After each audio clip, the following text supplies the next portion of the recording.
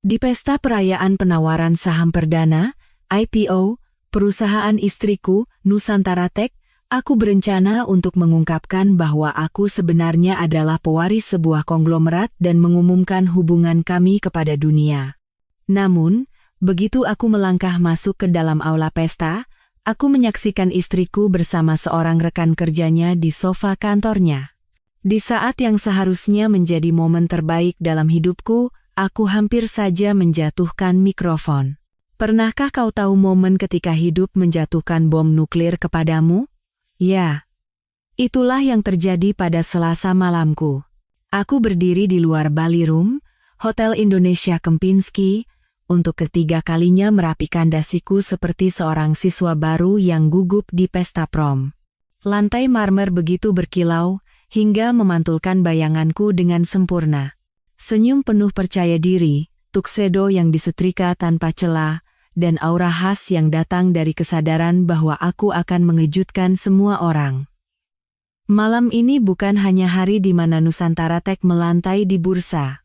Malam ini adalah hari di mana aku akhirnya akan keluar dari bayang-bayang dan menunjukkan kepada kota Jakarta ini siapa aku sebenarnya. Selama 7 tahun sialan aku telah memainkan peran sebagai suami yang berbakti, mendukung ambisi teknologi istriku, Saskia Anindita, dari belakang layar. 7 tahun aku menyaksikan ia mengklaim strategi-strategi yang kubisikkan di telinganya saat kami minum kopi pagi sebagai karyanya sendiri. 7 tahun aku mengangguk setuju setiap kali para investor memuji visi yang sketsanya aku gambar di serbet makan saat makan malam ulang tahun pernikahan kami. Tapi, bukankah mereka bilang cinta membuat orang jadi bodoh? Dan aku, ternyata, lebih bodoh dari kebanyakan orang. Saat pintu aula terbuka, campuran parfum mahal, buih sampanye, dan tawa palsu yang hanya bisa dihasilkan oleh orang-orang yang mengukur nilai diri mereka dalam harga saham menerpaku. Chandelier kristal menggantung seperti kembang api beku di atas lautan tuxedo hitam dan gaun desainer. Setiap blogger teknologi, pemodal Ventura, dan influencer media sosial di Jabodetabek seolah-olah dijejalkan ke dalam akuarium mahal ini, menunggu pengumuman besar. Aku berjalan melewati kerumunan seolah-olah ini adalah hal yang telah kulakukan seumur hidupku dan memang benar. Tumbuh sebagai putra Aditama Group berarti belajar bergaul dengan orang-orang bahkan sebelum kau belajar mengikat tali sepatumu. Tapi malam ini terasa berbeda. Malam ini, aku bukan lagi sekadar suami misterius yang menstabilkan keuangan Nusantara Tech dan membuat para investor senang. Malam ini, aku akan mengungkapkan bahwa pria yang selama ini mengendalikan segalanya dari balik panggung sebenarnya adalah satu-satunya pewaris Aditama Group, konglomerat terbesar di Indonesia. Hei Pak Baskara.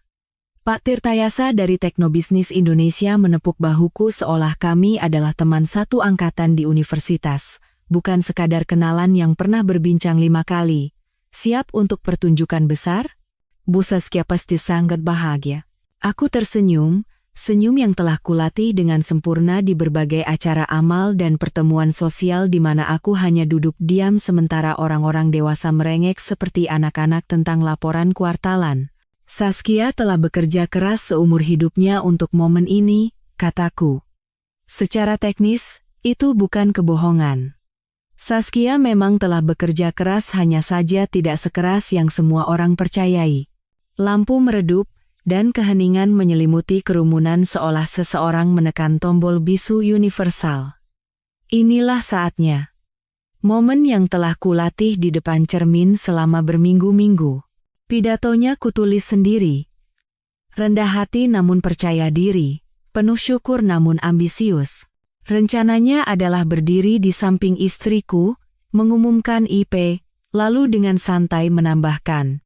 Oh, dan omong-omong, saya bukan sekadar pria biasa yang menikah dengan Bu Direktur. Saya Baskara Aditama dari Aditama Group, keluarga yang telah menggerakkan uang di negara ini jauh sebelum kakek buyut Anda tahu cara kerja pipa ledeng dalam ruangan. Jantungku berdebar aneh saat lampu sorot menerangi panggung, sebuah perasaan yang mengingatkanku mengapa aku biasanya menghindari berbicara di depan umum. Tapi kemudian aku melihatnya, dan semua hal lain memudar menjadi latar belakang. Saskia tampak sangat memukau. Gaun merahnya memeluk lekuk tubuhnya seolah dilukis di sana. Dan rambutnya tergerai di bahunya dalam gelombang sempurna yang mungkin harganya lebih mahal dari biaya sewa apartemen kebanyakan orang. Ia bersinar benar-benar bersinar, sedemikian rupa sehingga setiap kamera di ruangan itu berbunyi seperti piranha yang kelaparan. Tapi ia tidak sendirian. Reza Prawira berdiri di sampingnya, lengannya melingkar di lengannya seolah mereka sedang berpose untuk foto pertunangan. Reza Prawira sialan. Mitra strategis yang selama 6 bulan terakhir berkeliaran di sekitar perusahaan kami seperti anjing liar, seorang pria yang sepertinya tidak akan pernah bisa menyeimbangkan buku cek seumur hidupnya, namun entah bagaimana berhasil meyakinkan separuh SCBD bahwa ia adalah Steve Jobs berikutnya. Perutku terasa melorot entah kemana di bawah lututku, tapi aku tetap tersenyum. 300 orang sedang menonton, dan setidaknya 50 dari mereka mengarahkan kamera ke arahku. Saskia melangkah ke mikrofon, suaranya terdengar jernih dan percaya diri di seluruh aula. Bapak-bapak, ibu-ibu sekalian, terima kasih telah bergabung dengan kami malam ini, saat kami merayakan buah dari cinta sejati. Ia berhenti sejenak, membangun antisipasi seolah-olah ia akan mengumumkan pemenang film terbaik di ajang penghargaan. Nusantara Tech secara resmi melantai di bursa. Dan saya sangat senang bisa berbagi momen ini dengan tim saya yang luar biasa, dan mitra strategis saya yang hebat, Bapak Reza Prawira. Tepuk tangan formal meletus dari kerumunan, tapi aku nyaris tidak mendengarnya. Ada yang salah, sangat salah. Ini bukan naskah yang kami latih. Malam ini tidak seharusnya berjalan seperti ini. Lalu ia menjatuhkan bomnya. Tapi itu bukan satu-satunya berita menarik yang akan saya bagikan malam ini.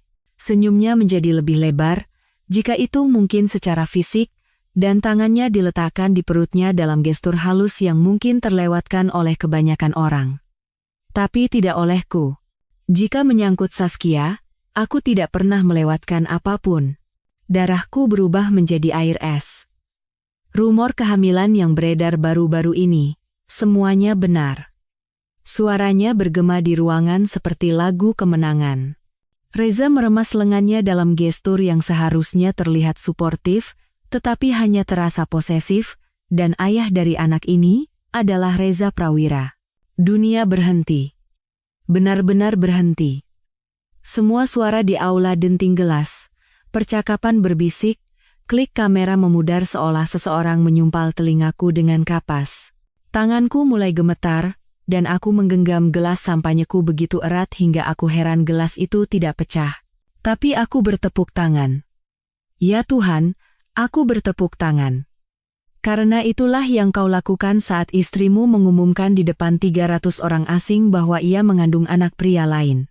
Kau tersenyum, kau bertepuk tangan, dan kau berpura-pura seolah seluruh duniamu tidak baru saja digiling di penggiling kayu secara langsung di televisi. Kamera-kamera berbalik ke arahku seperti burung nasar mengelilingi bangkai segar. Aku bisa merasakan tatapan semua orang di ruangan itu menembusku, menunggu reaksiku, menunggu untuk melihat apakah suami malang ini akan hancur, melayangkan pukulan, atau melakukan sesuatu yang cukup dramatis untuk dimuat di portal berita gosip hingga pagi hari. Sebaliknya, aku mengangkat gelas sampanyeku untuk bersulang. Dari luar, mungkin terlihat anggun. Di dalam, rasanya seperti menelan pecahan kaca. Selamat, kataku, suaraku hanya sedikit bergetar. Tepuk tangan menjadi lebih keras, lebih antusias, seolah semua orang tiba-tiba sangat tertarik untuk merayakan momen pengkhianatan dan penghinaan publik yang indah ini. Saskia tersenyum cerah kepada kerumunan, menyerap pujian mereka seperti tanaman yang tidak melihat matahari selama berbulan-bulan. Dan di sana aku berdiri, dengan tuxedo yang disetrika sempurna, di tengah-tengah orang-orang yang seharusnya merayakan kesuksesanku, menyaksikan istriku mengklaim bahwa ia mengandung anak pria lain sementara kamera-kamera mengabadikan setiap momen penghinaan publikku. 7 tahun sialan membangun mimpinya, mendanai visinya, percaya pada kemitraan kami. 7 tahun merasa puas menjadi pria di belakang wanita itu, membiarkannya bersinar sementara aku mengatur segalanya dari bayang-bayang. Malam ini seharusnya berbeda. Malam ini seharusnya menjadi milikku. Sebaliknya, aku baru saja dihapus dari narasiku sendiri, sementara seluruh dunia menonton. Tahukah kau hal lucu tentang penghinaan publik? Pertunjukan harus terus berlanjut. Bahkan setelah istrimu mengumumkan ia mengandung anak pria lain di depan separuh industri teknologi, kau masih harus berjabat tangan dan berbasa-basi seolah jiwamu tidak baru saja dimasukkan ke dalam blender.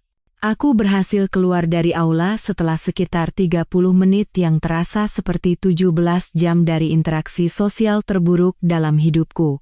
Petugas valet membawakan BMW-ku, dan aku duduk di kursi pengemudi selama 5 menit penuh, hanya bernapas, mencoba memahami apa yang baru saja terjadi dalam hidupku. Ponselku mulai berdering bahkan sebelum aku keluar dari tempat parkir. Pesan teks menerangi layar seperti pohon Natal sialan. Ada apa ini sebenarnya? Tirtayasa dari Teknobisnis Indonesia, mungkin sudah menulis berita eksklusifnya. Telepon saya segera. Ibu Rina. Sekretarisku, yang gajinya jelas tidak cukup untuk menangani drama sebanyak ini.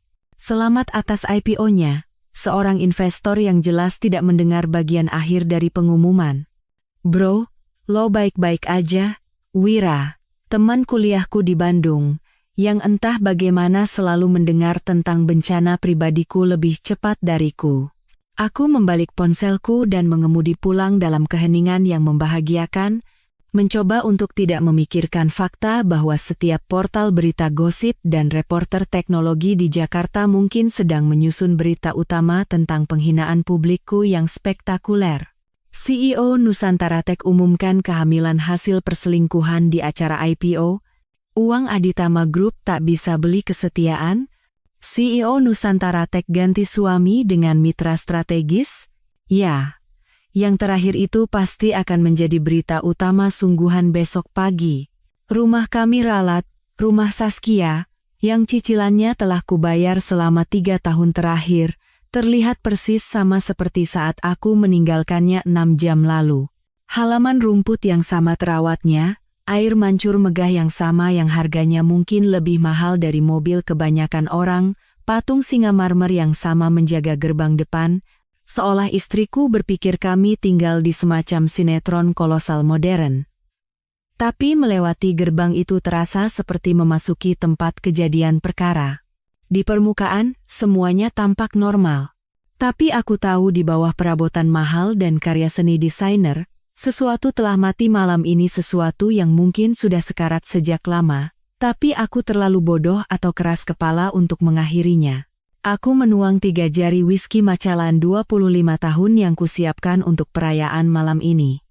Aku duduk di kursi kulit dan menatap kosong ke foto-foto keluarga yang tersebar di atas perapian. Sebagian besar dari masa-masa awal kami, ketika Saskia masih menatapku seperti pria yang memiliki dunia, bukan sekadar ATM berjalan.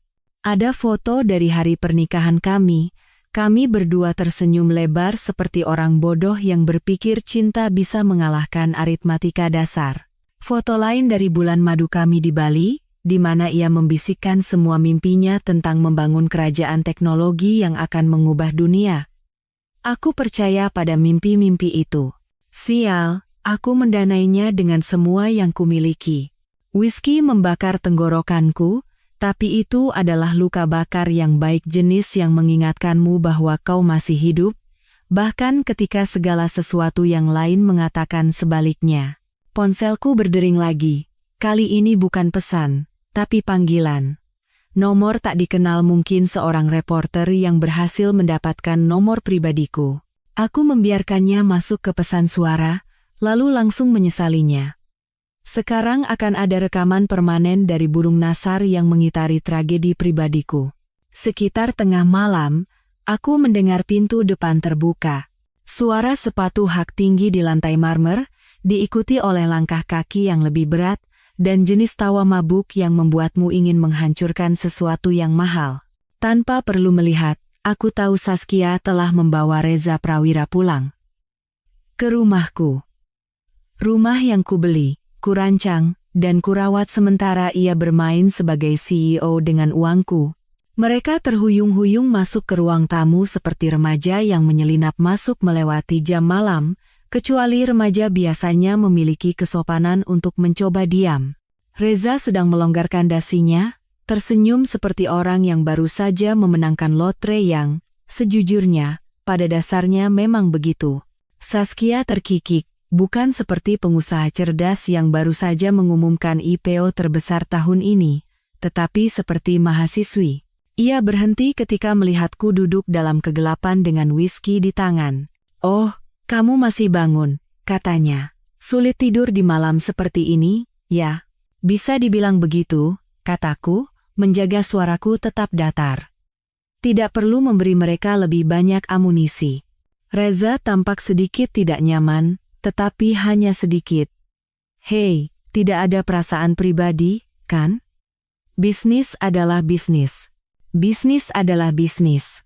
Si bodoh ini berbicara tentang menghamili istriku seolah-olah itu adalah kesepakatan merger dan akuisisi.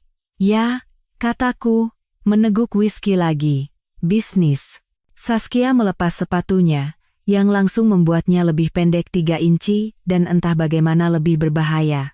Wajahnya menunjukkan ekspresi yang biasa ia gunakan saat akan memecat seseorang atau menegosiasikan kesepakatan yang membuat pihak lain bertanya-tanya apa yang baru saja terjadi. "Kita perlu bicara tentang pengaturan tidur," katanya, seolah-olah kami sedang membahas alokasi anggaran kuartalan. "Reza akan tinggal di sini untuk sementara waktu. Ia butuh tempat tidur." Aku hampir tertawa. "Hampir. Tempat tidur? Tempat tidur kita," ia mengklarifikasi, meskipun cara ia mengatakan kita terdengar seperti bentuk jamak yang digunakan oleh bangsawan. "Kamu bisa tidur di sofa malam ini. Kita akan mencari solusi yang lebih permanen besok. Di rumahku. Di rumah yang kubeli untuk masa depan kita, untuk keluarga yang kukira sedang kita bangun bersama, rumah yang sama di mana aku menggendongnya melewati ambang pintu seperti orang bodoh romantis yang percaya pada akhir yang bahagia."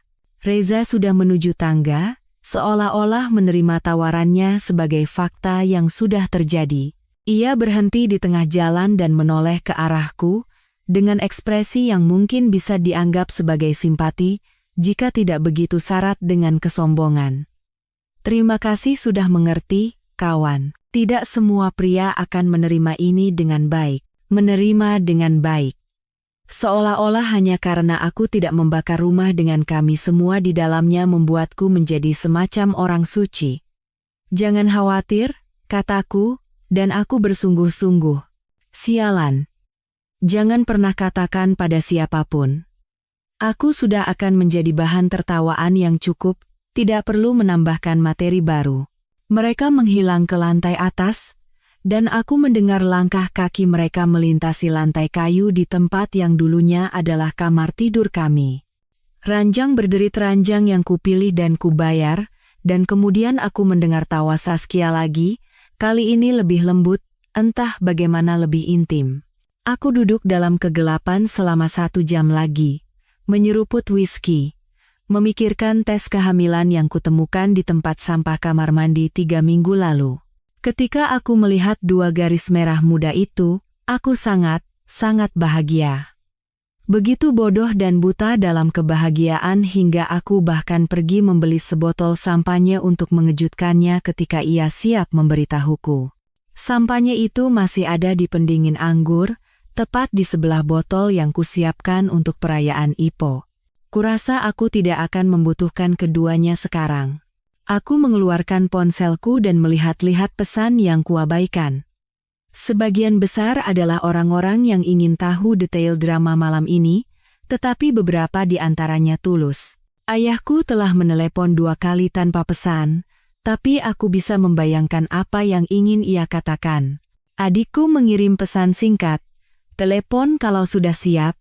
Bahkan Wira, teman kuliahku, menindaklanjuti pesan pertamanya dengan, "Serius, bro, kalau butuh apa-apa, bilang saja." Tapi aku belum siap untuk berbicara dengan siapapun. Belum siap untuk mengungkapkan dengan kata-kata apa yang baru saja terjadi. Karena begitu kau mengatakannya, itu menjadi nyata. Dan aku belum ingin ini menjadi nyata. Jadi, aku menghabiskan whiskiku, mengambil selimut dari lemari di lorong, dan mencoba membuat diriku senyaman mungkin di sofa kulit Italia seharga 80 juta rupiah yang kini menjadi tempat tidur baruku. Di atasku, rumah itu sunyi, tapi aku masih bisa mendengar derit papan lantai sesekali dan bisikan suara lembut. Istriku dan mitra strategisnya merencanakan masa depan mereka di tempat tidur yang kubeli untuk pernikahan kami. Besok, aku harus mencari tahu apa yang harus dilakukan selanjutnya. Besok, aku harus mulai mengurai 7 tahun keuangan bersama dan janji-janji yang dilanggar. Besok, aku harus memutuskan apakah aku akan berjuang untuk sesuatu yang sudah mati, atau hanya berjalan pergi dari reruntuhan ini dengan sisa martabat yang kumiliki. Tapi malam ini, aku hanya berbaring dalam kegelapan di rumahku sendiri, menatap langit-langit, dan merasa seperti orang asing dalam hidupku sendiri. Pernahkah kau bangun di sofa kulit yang harganya lebih mahal dari mobil kebanyakan orang dan menyadari bahwa hidupmu telah menjadi episode sinetron yang sangat mahal? Ya. Selamat datang di Rabu pagiku. Leherku kaku seolah-olah baru saja berkelahi dengan seorang kiropraktor, dan ada noda kopi di kemejaku dari saat aku menggunakan dadaku sebagai tatakan gelas selama 3 jam tidur yang terputus-putus. Sinar matahari pagi yang masuk melalui jendela setinggi langit-langit yang sekarang menjadi milik Saskia terasa seperti seseorang menusuk bola mataku dengan belati berlian kecil. Tapi hei, aku pernah tidur lebih buruk di hotel bintang 5. Aku bisa mendengar gerakan di lantai atas. Simfoni domestik yang dulu membuatku tersenyum, suara pancuran air, dengungan pengering rambut, langkah lembut kaki telanjang di lantai kayu. Tapi sekarang, rasanya seperti mendengarkan perampok menggeledah rumahmu sementara kau bersembunyi di ruang bawah tanah. Ponselku sepertinya telah melahirkan notifikasi semalaman. 17 panggilan tak terjawab, 43 pesan teks, dan cukup banyak peringatan email untuk membuat server kecil mogok. Portal berita gosip bekerja seperti lebah kecil yang sibuk, menyusun berita utama yang membuatku terlihat seperti orang suci atau orang bodoh total, tergantung pada pandanganmu tentang maskulinitas modern. Reaksi Anggun Taipan Teknologi terhadap pengumuman kehamilan istri? Anggun. Ya.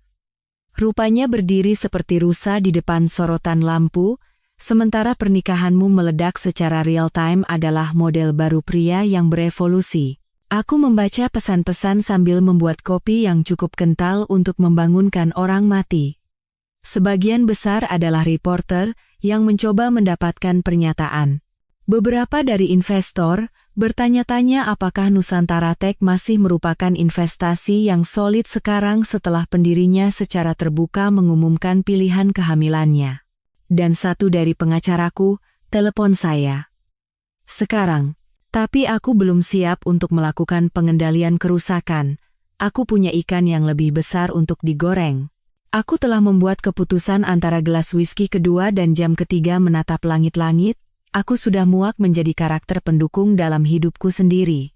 Muak menjadi sumber dana misterius di belakang CEO wanita yang brilian. Muak berpura-pura bahwa cinta sudah cukup dalam hubungan di mana hanya satu orang yang berkomitmen. Aku mandi di kamar mandi tamu kamar tidur utama sekarang, tampaknya menjadi wilayah yang diduduki dan mengenakan setelan terbaikku. Setelan Armani abu-abu arang yang membuatmu terlihat seperti bisa membeli dan menjual negara-negara kecil. Yang, sejujurnya, tidak sepenuhnya salah. Jika aku akan menghadapi konfrontasi, aku akan terlihat seperti pria yang punya pilihan. Perjalanan ke Nusantara Tech terasa seperti mengemudi ke pemakamanku sendiri. Gedung kami satu lagi hal yang kubayar berkilau di bawah sinar matahari pagi, sebuah monumen ambisi dan penilaian yang buruk.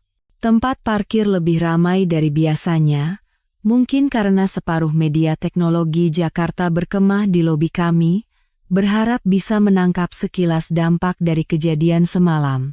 Aku naik lift langsung ke lantai eksekutif, mengangguk kepada penjaga keamanan yang telah melihatku datang dan pergi selama 7 tahun. Mereka menatapku dengan campuran kasihan dan rasa ingin tahu yang khas yang mereka berikan untuk tokoh publik yang dipermalukan, seolah-olah aku adalah hewan kebun binatang yang bisa memakai dasi. Pintu kantor Saskia terbuka, dan aku bisa mendengar suara-suara dari dalam.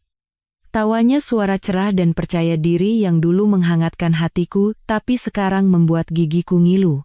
Dan tawa Reza yang lebih dalam, suara seorang pria yang memenangkan lotre dan masih tidak percaya pada keberuntungannya. Aku masuk tanpa mengetuk. Jujur saja, aku sudah melewati tahap kesopanan sosial. Mereka saling berpelukan seperti remaja di pesta dan sas sekolah lengannya melingkari lehernya. Ia membisikkan sesuatu di telinganya yang membuatnya terkikik. Sangat profesional. Tidak ada yang lebih menunjukkan kemitraan bisnis yang serius selain berciuman di sudut kantor CEO sebelum jam 9 pagi. Selamat pagi, kataku. Dan mereka melompat menjauh seolah aku baru saja memergoki mereka merampok bank. Saskia merapikan roknya, mencoba mendapatkan kembali ketenangan seorang CEO, tetapi lipstiknya sedikit luntur dan dasi Reza miring. Sangat halus, kalian berdua. Oh, kamu di sini, katanya, seolah ia memang mengharapkanku muncul untuk eksekusi profesionalku sendiri. Kita perlu bicara tentang restrukturisasi. Restrukturisasi. Aku harus mengagumi jargon korporat itu. Kebanyakan istri hanya berkata, aku mau cerai. Saskia merestrukturisasi seluruh hubungan kami seperti pengambil alihan yang tidak bersahabat. Aku yakin begitu, kataku. Duduk di kursi kulit di seberang mejanya kursi yang sama tempatku duduk dalam rapat strategi, rapat anggaran, dan sesi perencanaan larut malam yang tak terhitung jumlahnya yang mengubah perusahaan ini dari mimpi menjadi perusahaan publik. Reza bertengger di tepi mejanya seolah-olah ia adalah pemilik tempat itu. Yah, kurasa sekarang ia berpikir begitu. Dengar, katanya, tidak ada perasaan pribadi, tapi dengan IPO dan segalanya, kita perlu merampingkan operasi. Tidak ada perasaan pribadi. Pria yang menghamili istriku memberitahuku bahwa penurunan pangkat profesionalku bukanlah hal pribadi. Reza akan mengambil alih sebagai direktur utama, Saskia mengumumkan. Suaranya sepenuhnya bisnis, tetapi ada sedikit rona merah di pipinya. Kamu akan melapor kepadanya sebagai wakil direktur. Ia berhenti. Dari sudut pandang strategis, ini masuk akal. Sudut pandang strategis. Tentu. Rupanya tidur dengan bos adalah kompetensi inti yang bisa dicantumkan di CV. Aku melihat sekeliling kantor. Plakat di dinding merayakan pencapaian yang kurancang, foto-foto tonggak perusahaan yang kudanai, dan papan tulis perencanaan strategis yang masih penuh dengan tulisan tanganku. 7 tahun hidupku, diringkas menjadi posisi wakil direktur di bawah seorang pria, yang mungkin tidak bisa mengeja kata strategis tanpa autokorek. Tawaran yang menarik, kataku, meraih ke dalam saku jaketku, tapi aku punya tawaran balasan. Aku mengeluarkan surat pengunduran diriku, surat yang telah kubawa selama 3 bulan seperti kartu bebas dari penjara. Sebagian dari diriku yang paranoid rupanya telah melihat ini akan datang jauh sebelum pikiran sadarku siap mengakuinya. Surat itu singkat, profesional, dan kejam dalam keringkasannya. Ibu Saskia Anindita, kataku, meletakkannya di mejanya dengan formalitas yang kutahu akan membuatnya tersentak. Bukan Saskia, bukan sayang, bukan panggilan sayang apapun yang telah kugunakan selama 7 tahun. Saya yakin ini akan menyelesaikan semua kekhawatiran Anda tentang struktur organisasi. Wajahnya memucat. Kamu tidak serius. Sangat serius, kataku, berdiri dan merapikan dasiku. Berlaku segera. Reza membaca dari balik bahunya, dan aku melihat ekspresi sombongnya berubah menjadi sesuatu yang mendekati kepanikan. Tunggu sebentar. Kamu tidak bisa begitu saja berhenti. Kita butuh masa transisi. Transisi untuk apa? Tepatnya, tanyaku. Kalian sepertinya sudah menangani semuanya dengan baik. Kemitraan strategis dan sebagainya. Pintu kantor terbuka dan Ibu Rina, Sekretaris Saskia, menjulurkan kepalanya. Bu Direktur, tamu Anda dari Jakarta untuk rapat jam 10 sudah tiba. Saskia tampak bingung. Tamu dari Jakarta? Perwakilan investor, kata Ibu Rina, memeriksa tabletnya untuk tinjauan dokumen IPO akhir dari Mandiri Sekuritas. Dan saat itulah aku teringat detail yang paling indah dari semuanya.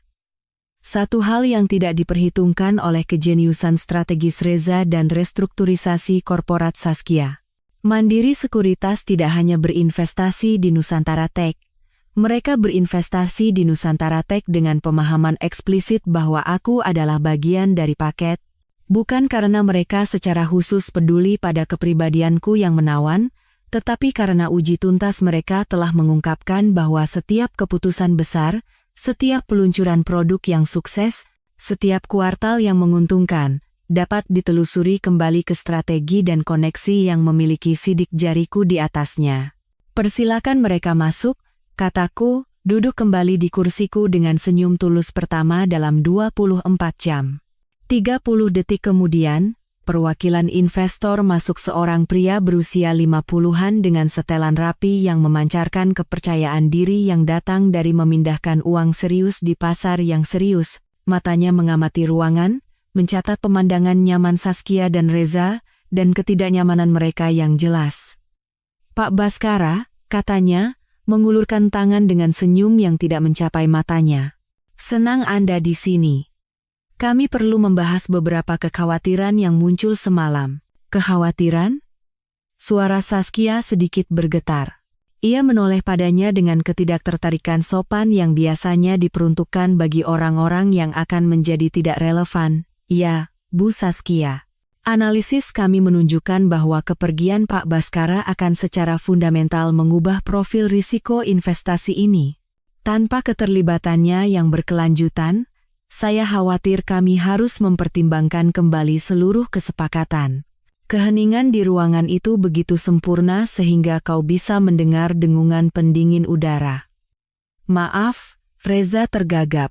Tapi saya yakin pergantian manajemen yang kami diskusikan tidak akan menjadi masalah. Perwakilan itu memotongnya dengan lembut. Investor kami tidak mendanai perusahaan, Pak. Mereka mendanai rekam jejak, dan rekam jejak itu berjalan keluar pintu bersama Pak Baskara. Aku berdiri, mengambil surat pengunduran diriku dari meja Saskia, melipatnya dengan rapi, dan memasukkannya kembali ke saku jaketku. Bapak-bapak, Ibu, kataku, mengangguk pada mereka secara bergantian. Ini adalah waktu yang mencerahkan, dan aku berjalan keluar. Meninggalkan 7 tahun membangun mimpi orang lain, hanya dengan satu kotak kardus berisi barang-barang pribadi, dan perasaan bebas, yang belum pernah kurasakan, sejak aku berusia 25 tahun. Aku mendengar Saskia memanggil namaku di belakangku, tapi aku tidak menoleh. Beberapa jembatan memang pantas untuk dibakar. Tahukah kau bagaimana rasanya mengemudi pulang ke rumah masa kecilmu setelah kehidupan dewasamu hancur total? Memori tubuhmu mengambil alih sebelum otakmu bisa mengejar. Tanpa berpikir, aku mengambil rute indah melalui Menteng, melewati country club tempatku belajar bermain tenis dengan canggung dan sekolah swasta tempatku belajar bahwa punya uang tidak secara otomatis membuatmu populer. Rumah keluarga Aditama terletak di balik gerbang besi tempa yang telah menyambut pengunjung sejak tahun 1847, ketika kakek buyutku memutuskan bahwa kehalusan adalah untuk orang-orang yang tidak mampu pamer. 37 hektar halaman rumput yang terawat sempurna, taman yang membutuhkan 6 staf tetap, dan sebuah rumah utama yang terlihat seperti dirancang oleh seseorang yang berpikir istana dalam sinetron kolosal membutuhkan lebih banyak marmer dan lebih sedikit masukan dari para pelayan. Aku tumbuh dengan berpikir tempat ini normal. Baru setelah kuliah aku menyadari bahwa sebagian besar keluarga tidak memiliki bangunan terpisah untuk menyimpan mobil mereka, atau bahwa dapur musim panas bukanlah konsep universal. Gerbang terbuka sebelum aku sempat menekan tombol interkom. Tim keamanan ayahku mungkin telah melihat mobilku dari jarak setengah mil. Kebiasaan lama dari masa-masanya di dunia keuangan internasional, ketika mengetahui siapa yang datang ke jalan masukmu bisa menjadi perbedaan antara makan malam yang menyenangkan dan upaya penculikan yang sangat tidak menyenangkan. Pranoto Aditama menungguku di tangga depan, dan melihatnya di sana terasa seperti melangkah mundur dalam waktu. Ia terlihat persis sama seperti saat aku berusia 12 tahun dan mengira ia adalah orang paling berkuasa di dunia. Rambut perak, gaya yang sempurna, postur yang akan membuat taruna militer menangis iri, dan mata yang telah melihat cukup banyak perang korporat untuk mengenali korban bahkan dari luar kode posnya. Nak, katanya, dan dalam satu kata itu terkandung sekitar 17 makna berbeda, simpati, kekecewaan, pengertian, dan sedikit nada sudah kubilang yang terbungkus dalam dua suku kata. Ayah, kataku, menaiki tangga dengan perasaan seperti dipanggil ke kantor kepala sekolah, hanya saja kepala sekolah ini mengenakan setelan jutaan rupiah dan memiliki separuh Jakarta Selatan. Ia tidak bertanya, tidak menuntut penjelasan, tidak memulai ceramah tentang uji tuntas atau penilaian risiko. Ia hanya meletakkan tangan di bahuku dan membawaku masuk, melewati potret minyak kerabat yang sudah meninggal yang mungkin akan menangani bencana pribadi mereka dengan lebih banyak martabat daripada aku. Kami masuk ke ruang kerjanya, sebuah ruangan yang terlihat seperti lokasi syuting film tentang tempat di mana orang tua kaya minum whisky mahal dan membuat keputusan yang memengaruhi seluruh industri. Rak buku dari lantai ke langit-langit yang dipenuhi edisi pertama, meja mahoni besar yang dulunya milik seorang raja kereta api, dan jendela yang menghadap ke taman yang biaya perawatannya lebih mahal dari gaji tahunan kebanyakan orang. Ayah menuang 2 gelas minuman yang mungkin lebih tua dariku dan duduk di kursi kulit dengan keanggunan yang datang dari latihan puluhan tahun untuk terlihat terkendali sepenuhnya, bahkan ketika semuanya akan hancur. Jadi, katanya, mengaduk whiskinya seolah sedang merenungkan misteri alam semesta. Apakah kau akan menceritakannya, atau haruskah aku membaca Kompas besok dan mencari tahu sendiri? Aku menelan seteguk whisky yang harganya lebih mahal dari cicilan mobil kebanyakan orang dan mencoba mencari tahu dari mana harus memulai. Saskia hamil. Selamat. Nada suaranya benar-benar netral, yang berarti ia sudah mendengar tentang pengumuman semalam dan sedang menunggu kelanjutannya. Bukan anakku. Oh. Ia mengangguk, seolah aku baru saja mengkonfirmasi sesuatu yang sudah ia duga. Reza Prawira, kalau begitu. Tentu saja ia tahu tentang Reza Prawira. Pranoto Aditama tidak hanya membaca halaman bisnis. Ia punya orang-orang yang tugasnya adalah mencari tahu tentang orang-orang yang mungkin suatu hari nanti menjadi penting. Reza Prawira mungkin sudah ada di suatu arsip sejak hari pertama ia muncul di Dewan Nusantara Tech. Dia mengumumkannya di acara IPO, lanjutku. Di depan 300 orang dan separuh media teknologi. Alis ayahku terangkat sedikit, yang baginya setara dengan melompat-lompat dan berteriak. Langkah yang secara strategis meragukan.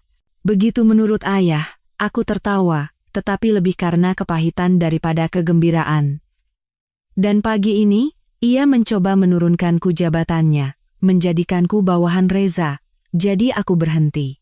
Bagus, ia bersandar di kursinya, tampak puas. Ada lagi? Aku menatapnya. Ada lagi apa? Ayah. Istriku baru saja mempermalukanku di depan umum, perusahaanku baru saja meledak, dan seluruh hidupku akan menjadi santapan tabloid. Apalagi yang bisa ada? Ia bangkit, berjalan ke mejanya, membuka laci bawah, dan mengeluarkan map Manila tebal yang terlihat seolah-olah telah menunggu momen ini. Aku membukanya, dan tekanan darahku melonjak sekitar 40 poin. Catatan keuangan, cetakan email, dokumen hukum, dan cukup banyak bukti untuk mengirim separuh eksekutif Nusantara Tech ke penjara selama dekade berikutnya. Apa ini semua? Berkas daruratmu, katanya dengan tenang. Aku sudah menyusunnya selama 18 bulan terakhir. Aku membolak-balik halaman-halaman malpraktik keuangan yang terdokumentasi, kewajiban pajak yang belum dibayar, dan praktik akuntansi yang begitu kreatif, hingga seharusnya memenangkan medali jika penipuan adalah cabang olahraga Olimpiade. Bagaimana? Sejak kapan? Nak, kau telah berbicara tentang perusahaan itu di setiap makan malam keluarga selama 7 tahun? Apa kau pikir aku tidak memperhatikan? Ia duduk kembali di kursinya seperti seorang profesor yang akhirnya bisa mengajar kelas favoritnya. Setiap kali kau menyebutkan keputusan meragukan yang dibuat Saskia, setiap kali kau mengeluh bahwa ia mengambil jalan pintas atau melanggar aturan, aku meminta orang-orangku untuk memeriksanya. Di sana, ada email dari Saskia kepada Reza Prawira yang berasal dari lebih dari setahun yang lalu, jauh sebelum kemitraan strategis mereka diumumkan ke publik.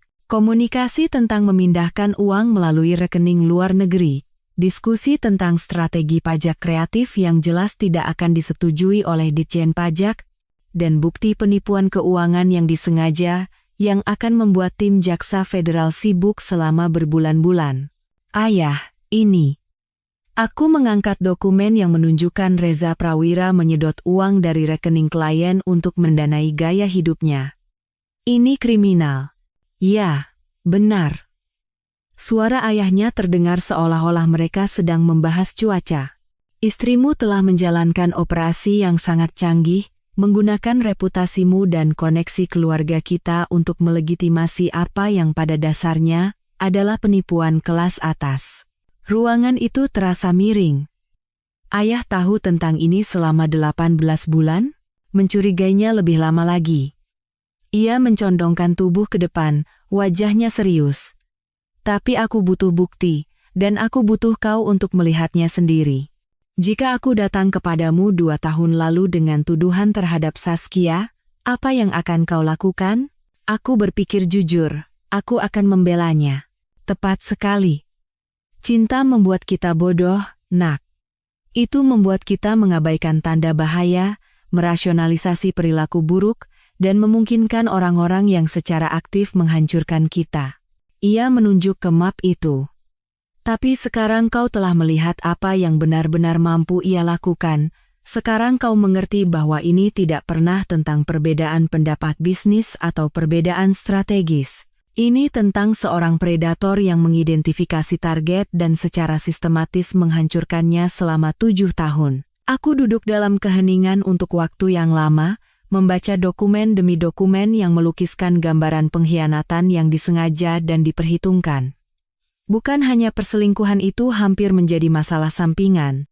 Ini adalah penipuan keuangan dalam skala yang bisa menghancurkan reputasi tidak hanya aku, tetapi seluruh keluarga kami. Kenapa ayah tidak menghentikanku? Tanyaku akhirnya. Karena kau adalah pria dewasa, dan terkadang pria dewasa harus membuat kesalahan mereka sendiri. Ia bangkit dan berjalan ke jendela, memandang ke taman tempatku bermain sebagai seorang anak, di masa ketika dunia tampak lebih sederhana dan orang-orang terbagi menjadi baik dan jahat tanpa ada wilayah abu-abu di antaranya, tapi juga karena aku tahu kau akhirnya akan mengetahuinya. Kau adalah seorang aditama. Kita tidak akan lama menjadi korban. Jadi, apa yang kita lakukan sekarang? Ia menoleh ke arahku dengan senyum yang pasti membuat musuh-musuhnya di masa perburuan korporat sangat gugup. Sekarang, kita memainkan permainan dengan aturan yang benar-benar penting. Bukan cinta, kesetiaan, atau kepercayaan itu adalah kemewahan bagi mereka yang mampu menjadi naif. Kita bermain dengan aturan kekuasaan, uang, dan konsekuensi. Ia memberiku map lain, yang ini lebih tipis, tetapi entah bagaimana terasa lebih substansial. Ibumu selalu berkata bahwa cinta bukanlah model bisnis. Ia benar. Tapi bisnis jelas merupakan model yang baik untuk berurusan dengan orang-orang yang salah mengira kebaikan sebagai kelemahan. Aku membuka map kedua dan menemukan dokumen hukum yang sudah disiapkan, strategi keuangan yang sudah berjalan, dan sebuah rencana yang begitu teliti hingga membuatku menahan napas. Ayah, ini keadilan, katanya singkat. Atau balas dendam, tergantung bagaimana kau melihatnya. Keindahan memiliki sumber daya adalah kau bisa memilih pertarungan mana yang akan kau lawan, dan bagaimana kau melawannya. Saskia memilih untuk menjadikan ini pribadi. Sekarang, ini menjadi bisnis. Aku menutup map itu dan menatap ayahku, benar-benar menatapnya untuk pertama kalinya dalam beberapa tahun, bukan sebagai sosok yang jauh dan mengintimidasi dari masa kecilku, tetapi sebagai seorang pria yang telah menavigasi perairan yang bisa menenggelamkan mereka yang tidak punya kekuatan untuk berenang selama puluhan tahun. Ayah sudah merencanakan semua ini. Aku sudah bersiap untuk kemungkinan ini, ia mengoreksi. Ada perbedaannya. Berharap yang terbaik, bersiap untuk yang terburuk. Dan jangan pernah biarkan siapapun salah mengira kemurahan hatimu sebagai kebodohan. Untuk pertama kalinya dalam 48 jam, rasanya aku bisa bernapas. Bukan karena situasinya sudah teratasi, ini masih merupakan bencana total, tetapi karena aku akhirnya mengerti bahwa aku tidak menghadapi ini sendirian. Jadi, apa langkah pertama? Senyumnya melebar. Kita biarkan mereka berpikir mereka menang, lalu kita tunjukkan pada mereka seperti apa kekalahan yang sebenarnya. Di luar jendela, matahari terbenam di atas rumah, tempat di mana 3 generasi pria Aditama telah belajar bahwa terkadang pelajaran terpenting datang dengan menyamar sebagai hari terburuk dalam hidupmu. Aku akhirnya siap untuk lulus. Pernah dengar ungkapan bahwa balas dendam adalah hidangan yang paling enak disajikan dingin? Ternyata, rasanya jauh lebih enak ketika disajikan dengan surat tercatat pada pukul 6 pagi, ditemani oleh penyidik dari Kejaksaan Agung. Aku sedang minum kopi pertamaku di dapur ayahku. Sepertinya aku tinggal di rumah keluarga sekarang, yang terasa seperti kemunduran sekaligus kemunduran strategis ketika ponselku mulai berdengung seperti sarang lebah yang marah. Itu Ibu Rina, mantan sekretarisku, yang entah bagaimana berhasil tetap netral dalam apa yang belum secara resmi, tetapi jelas-jelas merupakan proses perceraian. Keadaan kacau balau, katanya tanpa basa-basi. Bu Saskia menelepon setiap pengacara di Jakarta, dan Pak Reza mengunci diri di kantornya dan tidak mau keluar. Selamat pagi juga untukmu, Bu Rina, kataku, duduk di salah satu kursi makan yang harganya mungkin lebih mahal dari sewa apartemen kebanyakan orang.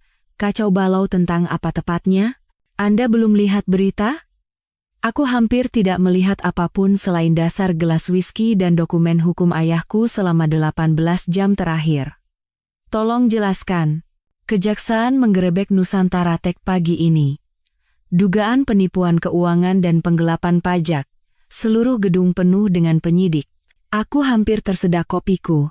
Ayahku bekerja cepat ketika ia mau. Oh ya? Jangan pura-pura tidak tahu, kata Ibu Rina, tetapi ada nada geli dalam suaranya. Saya sudah menerima telepon dari wartawan sepanjang pagi, meminta komentar tentang pengunduran diri mendadak Anda, dan apakah Anda tahu sebelumnya tentang penyimpangan ini? Apa ada yang Anda tahu yang tidak saya ketahui? Saya tahu bahwa waktu karma itu luar biasa, kataku, dan bahwa Anda mungkin harus memperbarui CV Anda. Sudah saya lakukan, katanya. Bersama dengan separuh staf yang tidak sedang diselidiki. Setelah Ibu Rina menutup telepon, aku berjalan ke ruang kerja ayahku. Ia sedang membaca Kompas, tampak puas seperti seorang grandmaster catur yang bidak-bidaknya akhirnya membuahkan hasil. Berita utama di halaman depan membuatku tersenyum untuk pertama kalinya dalam 3 hari. Nusantara Tech diselidiki Kejaksaan Agung berdasarkan laporan anonim. Anonim, kataku, duduk di kursi di seberang mejanya. Benar-benar anonim, ia setuju, tanpa mengangkat mata dari korannya. Hanya seorang warga negara yang peduli, dengan pengetahuan luas tentang malpraktik keuangan dan kewajiban sipil untuk melaporkannya. Sebuah pesan teks masuk dari nomor yang tidak kukenal. Dengan Jaksa Naila Puspita, Kejaksaan Agung. Saya ingin bertemu dengan Anda sesegera mungkin terkait kasus Nusantara Tech. Aku menunjukkan pesan itu kepada ayahku. Ia mengangguk puas. Bagus. Jaksa Naila adalah salah satu yang terbaik dari kejaksaan. Dia tidak membuang waktu untuk kasus yang tidak bisa ia menangkan. Haruskah aku khawatir akan terlibat? Nak, kau telah mendokumentasikan setiap keputusan meragukan yang dibuat Saskia selama 7 tahun. Riwayat emailmu adalah impian seorang petugas kepatuhan peringatan konstan tentang masalah peraturan, permintaan berulang untuk dokumentasi yang tepat, dan jejak kertas yang menunjukkan bahwa kau mencoba menjaga perusahaan itu tetap berada di sisi hukum yang benar. Ia melipat korannya dengan presisi militer. Kau bukan konspirator, kau adalah saksi kunci mereka. 1 jam kemudian, aku duduk di ruang rapat di kantor kejaksaan, di seberang meja yang dipoles, berhadapan dengan seorang wanita yang terlihat seperti bisa menuntut penjahat perang sebelum makan siang dan masih punya waktu untuk manikur. Jaksa Naila Puspita berusia 40-an, dengan kecerdasan tajam yang membuatmu ingin memeriksa kembali perhitunganmu dan aura seseorang yang belum pernah bertemu dengan penjahat kerah putih yang tidak bisa ia hukum. Pak Baskara, katanya, membuka sebuah map yang tampak sangat tipis dibandingkan dengan arsip komprehensif ayahku. Terima kasih telah datang secara sukarela. Terima kasih tidak menangkap saya, jawabku, yang membuatnya tersenyum kecil. Kami tidak tertarik untuk menangkap Anda, kami tertarik pada apa yang Anda ketahui tentang praktik keuangan di Nusantara Tech. Ia bersandar di kursinya, menatapku seolah aku adalah teka-teki yang harus dipecahkan. Secara khusus, apapun yang berkaitan dengan rekening luar negeri, pendapatan yang tidak dilaporkan, atau pernyataan investor palsu. Selama 2 jam berikutnya, aku menceritakan padanya tentang 7 tahun keputusan meragukan, akuntansi kreatif, dan penipuan terang-terangan yang telah kudokumentasikan tanpa kusadari. Setiap email yang kukirim mempertanyakan pengeluaran, setiap memo yang kutulis tentang masalah kepatuhan, setiap rapat anggaran di mana aku mengemukakan kekhawatiran tentang strategi pertumbuhan agresif Saskia. Anda menyimpan catatan yang sangat rinci, Pak Baskara, kata Jaksa Naila, membolak-balik cetakan email yang melukiskan gambaran penipuan keuangan yang sistematis. Saya teliti, kataku. Saya dibesarkan di rumah tangga di mana akuntabilitas benar-benar penting. Namun Anda terus bekerja di sana. Anda terus mendanai operasi yang Anda curigai ilegal. Itulah pertanyaan jutaan dolarnya, bukan? Saya pikir saya melindunginya, kataku. Saya pikir saya bisa mengarahkannya ke praktik yang lebih baik, mencegahnya membuat kesalahan yang akan menghancurkan semua yang telah ia bangun. Aku mengangkat bahu. Ternyata, saya hanya memungkinkannya. Jaksa Naila membuat catatan. Kapan pertama kali Anda menyadari keterlibatan Pak Reza Prawira? Sekitar 6 bulan yang lalu. Ia mulai muncul di rapat dewan, menawarkan nasihat strategis yang biasanya melibatkan menemukan cara-cara baru untuk memindahkan uang. Saya mengemukakan kekhawatiran tentang latar belakangnya, kualifikasinya, dan fakta bahwa ia tampaknya tidak memiliki rencana bisnis yang nyata selain menghabiskan uang investor. Dan tanggapan Bu Saskia? Ia mengatakan saya terlalu reaktif dan posesif. Bahwa Reza membawa perspektif luar yang berharga, dan saya harus mempercayai penilaiannya. Catatan lain. Apakah Anda mengetahui hubungan pribadi mereka? Aku memikirkan tes kehamilan, larut malam, dan bagaimana perilaku Saskia telah berubah selama setahun terakhir. Saya curiga ada sesuatu yang terjadi, tetapi saya tidak punya bukti sampai ia mengumumkannya di acara IPO, di depan 300 saksi dan berbagai media. Saskia selalu menyukai pengungkapan dramatis. Ia tersenyum kecil lagi mendengar itu.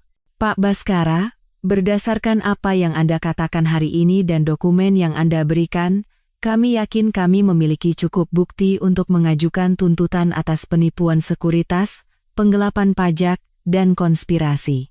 Apakah Anda bersedia bersaksi jika ini sampai ke pengadilan? Tentu saja. Ia menutup mapnya dan mencondongkan tubuh ke depan. Saya harus bertanya. Waktu pengunduran diri Anda, tepat sebelum penyelidikan ini diumumkan ke publik, mungkin terlihat mencurigakan bagi sebagian orang. Sebagian orang bisa berpikir banyak hal, kataku. Tetapi bukti berbicara sendiri. Saya mencoba menjaga perusahaan itu tetap jujur selama 7 tahun. Ketika menjadi jelas bahwa itu tidak mungkin, saya keluar sebelum saya menjadi kaki tangan. Dan laporan anonim yang memicu penyelidikan ini, aku menatap matanya langsung. Saya tidak tahu apa-apa tentang itu.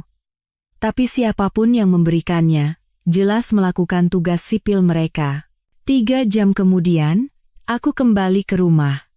Aku menonton liputan berita di televisi raksasa ayahku sementara ia melakukan panggilan telepon dengan orang-orang yang namanya pernah kulihat di daftar Forbes.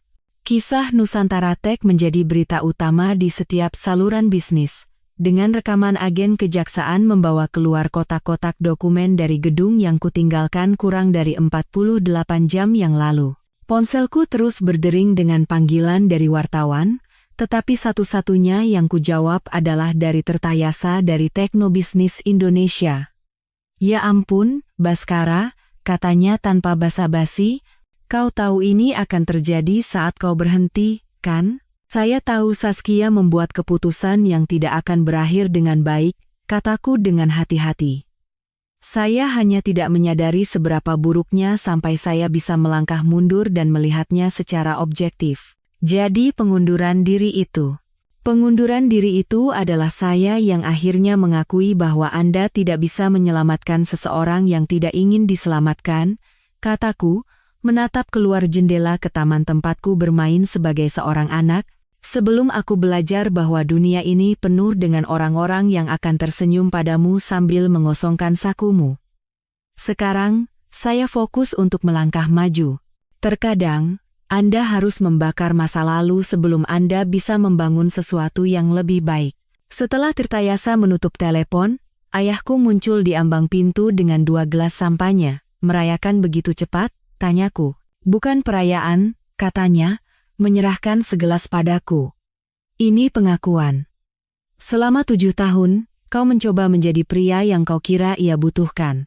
Hari ini, kau mulai menunjukkan pria seperti apa kau sebenarnya. Dan pria seperti apa itu?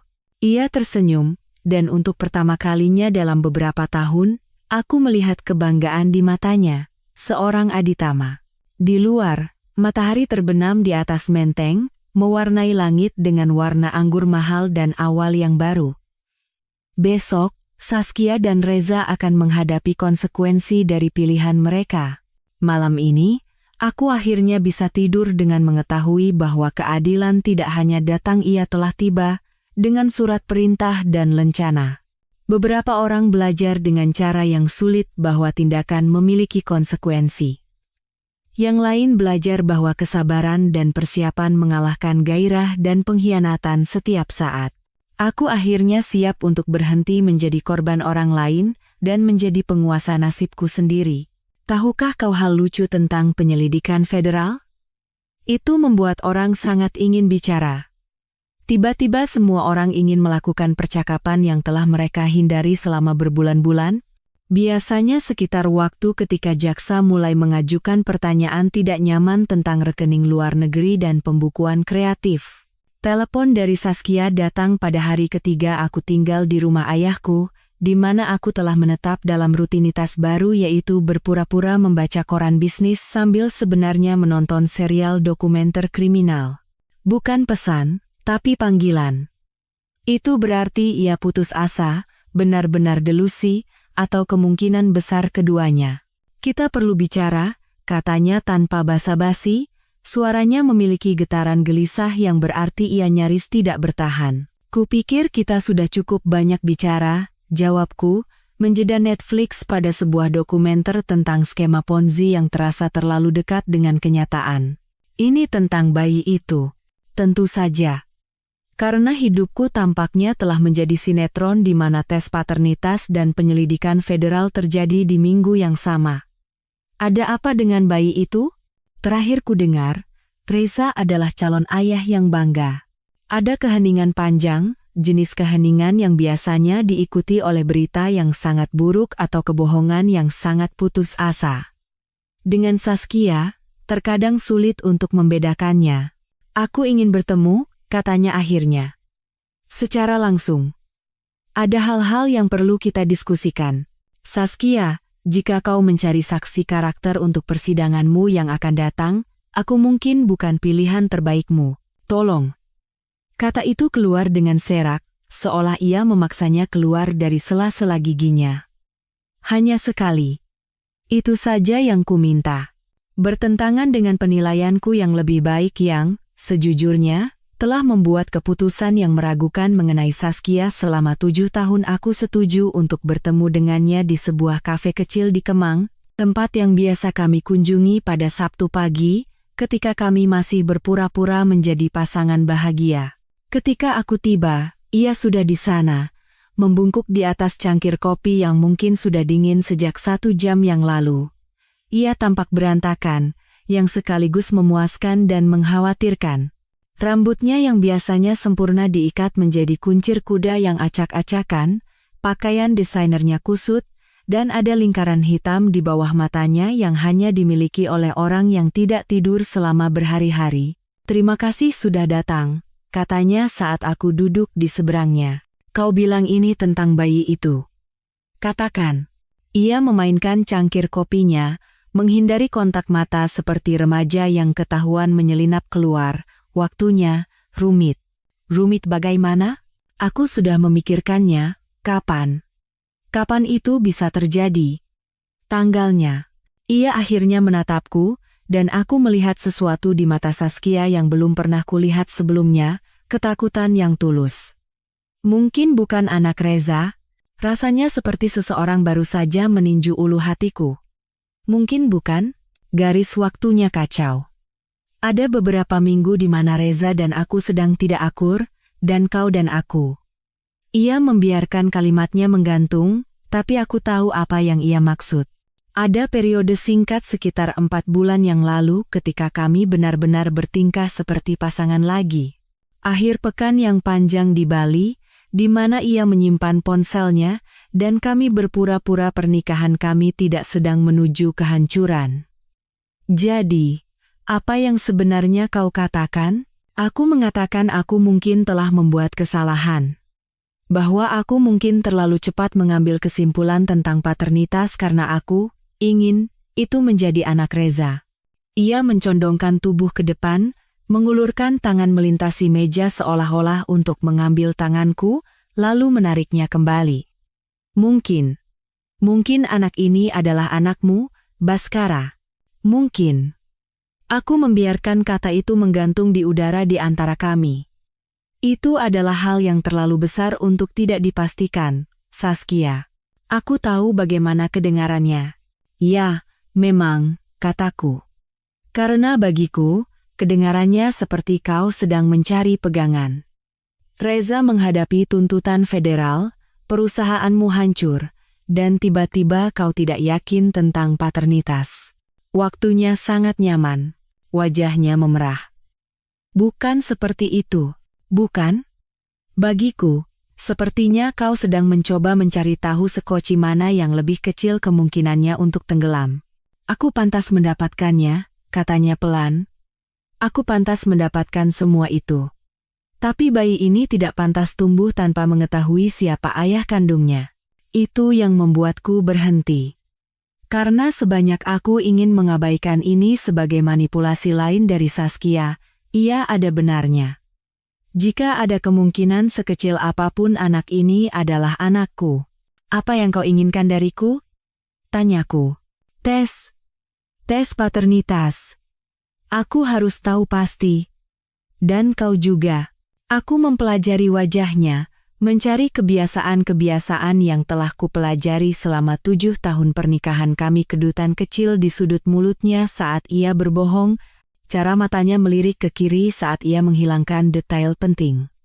Tapi yang kulihat hanyalah kelelahan dan apa yang tampak seperti penyesalan yang tulus. Dan jika itu anakku, maka kita cari cara untuk melakukan ini dengan benar, untuknya. Dan jika itu anak Reza, ia terdiam untuk waktu yang lama. Maka aku harus hidup dengan pilihan yang telah kubuat. Aku mengeluarkan ponselku dan menelepon pengacaraku, bukan pengacara keluarga yang menangani urusan perusahaan, tetapi seseorang yang direkomendasikan ayahku untuk masalah pribadi yang membutuhkan kebijaksanaan. 20 menit kemudian, aku memiliki nama laboratorium yang bisa menangani kerahasiaan yang datang dengan harga premium. Kita bisa melakukan ini melalui pengacara, kataku. Bersih, legal, dan pribadi sampai kita tahu pasti. Ia mengangguk, tampak seperti akan menangis. Terima kasih. Aku tidak melakukan ini untukmu, kataku, bangkit untuk pergi. Aku melakukan ini untuk anak yang tidak meminta untuk dilahirkan ke dalam kekacauan ini. Butuh 3 hari untuk memproses hasil tes. Selama 3 hari itu, aku bergantian antara berharap anak itu adalah anakku dan berharap bukan. Jika itu anakku, aku akan terikat dengan Saskia seumur hidup. Tapi aku juga akan punya anak, sesuatu yang telah kuinginkan selama bertahun-tahun tetapi telah kulepaskan. Jika bukan anakku, aku bisa memutuskan hubungan sepenuhnya dan melanjutkan sisa hidupku. Hasilnya datang pada Jumat pagi. Probabilitas paternitas 99,9%. Aku menatap selembar kertas itu selama 5 menit penuh, seolah-olah jika aku terus menatapnya, itu akan berubah. Membaca angka yang sama berulang-ulang. Aku akan menjadi seorang ayah dalam waktu sekitar 5 bulan. Akan ada manusia kecil di dunia ini yang setengah diriku dan setengah wanita yang telah secara sistematis menghancurkan hidupku selama setahun terakhir. Aku menelepon ayahku terlebih dahulu. "Selamat, nak," katanya, dan aku bisa mendengar senyum dalam suaranya. "Bagaimana perasaanmu?" Takut, bersemangat, dan bingung, semua pada saat yang sama. Seharusnya begitu. Begitulah perasaan ayah yang baik sebelum mereka bertemu dengan anak mereka. Bagaimana jika aku mengacaukannya? Kau tidak akan. Kau adalah seorang aditama. Kita tidak melakukan apapun setengah-setengah, termasuk mengasuh anak. Kemudian aku menelepon pengacaraku dan menyuruhnya menyusun perjanjian hak asuh yang akan melindungiku dan semua orang dari dampak hukum yang akan menimpa Saskia. Hak asuh bersama, dengan dukungan keuangan yang besar, tempat tinggal utama yang akan ditentukan berdasarkan keadaan, dan perlindungan ketat yang akan memastikan anakku tidak digunakan sebagai pion dalam permainan apapun yang masih coba dimainkan oleh Saskia. Terakhir, aku menelepon Saskia. "Anakmu," kataku tanpa basa-basi. Ia terdiam begitu lama sehingga kupikir ia telah menutup telepon. Ketika ia akhirnya berbicara, suaranya nyaris berbisik. "Aku minta maaf untuk semuanya. Untuk kebohongan, pengkhianatan, untuk menyeretmu ke dalam ini. Lupakan permintaan maafmu," kataku, tetapi tanpa amarah yang telah kubawa selama seminggu terakhir. Kita punya kekhawatiran yang lebih besar sekarang. Seperti mencari tahu bagaimana kita akan menjadi orang tua ketika kita nyaris tidak bisa bersikap sopan satu sama lain. "Aku ingin mencoba," katanya. "Untuk menjadi lebih baik. Untuk anak ini.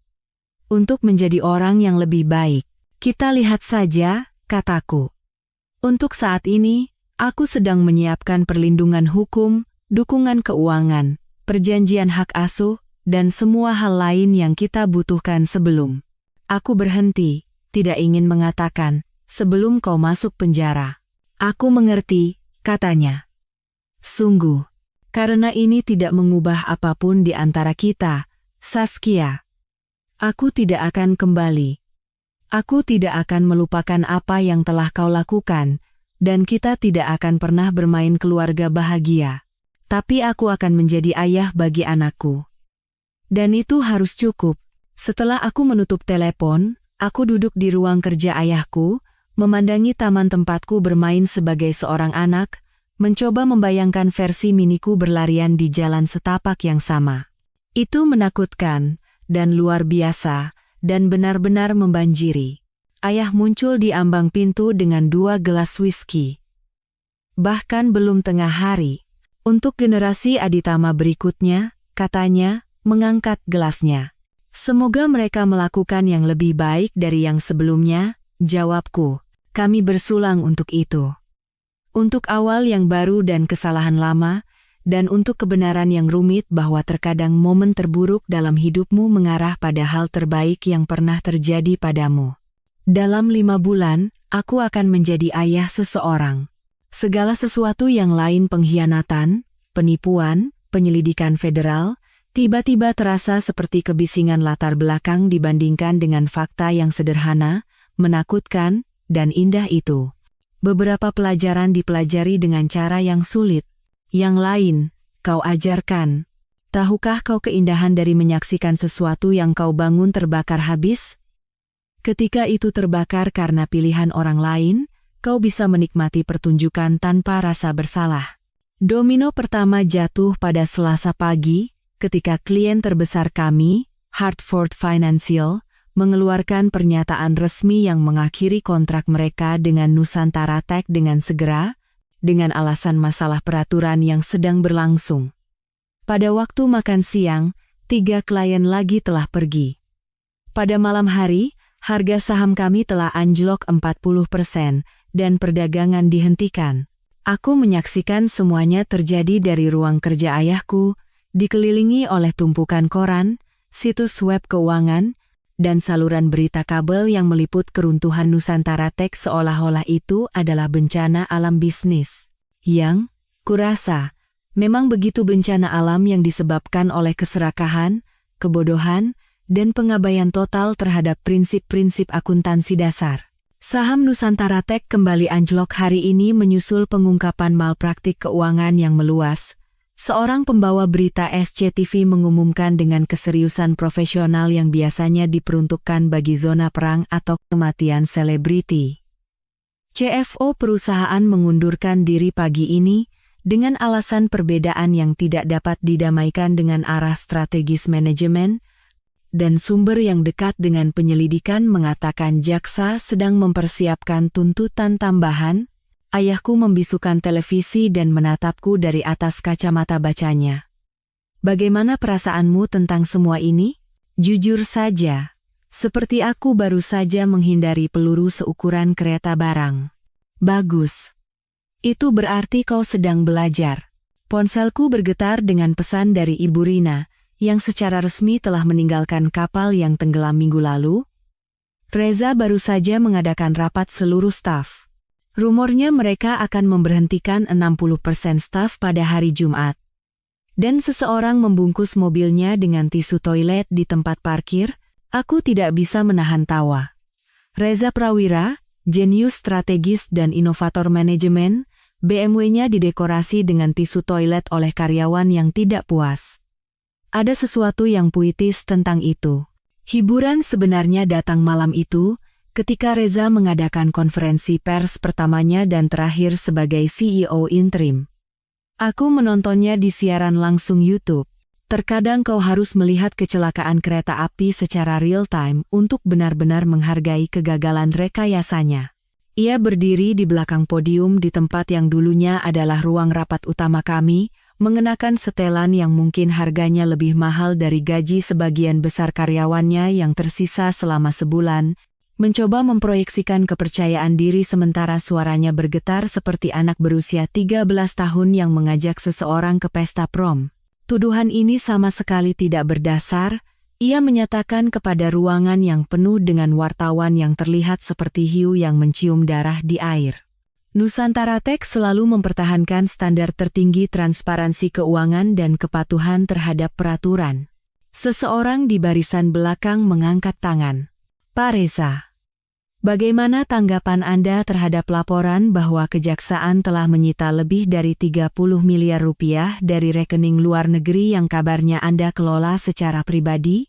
Wajah Reza melewati sekitar 6 warna merah yang berbeda sebelum akhirnya menetap pada warna yang mengingatkan pada lobster yang terlalu matang. Laporan.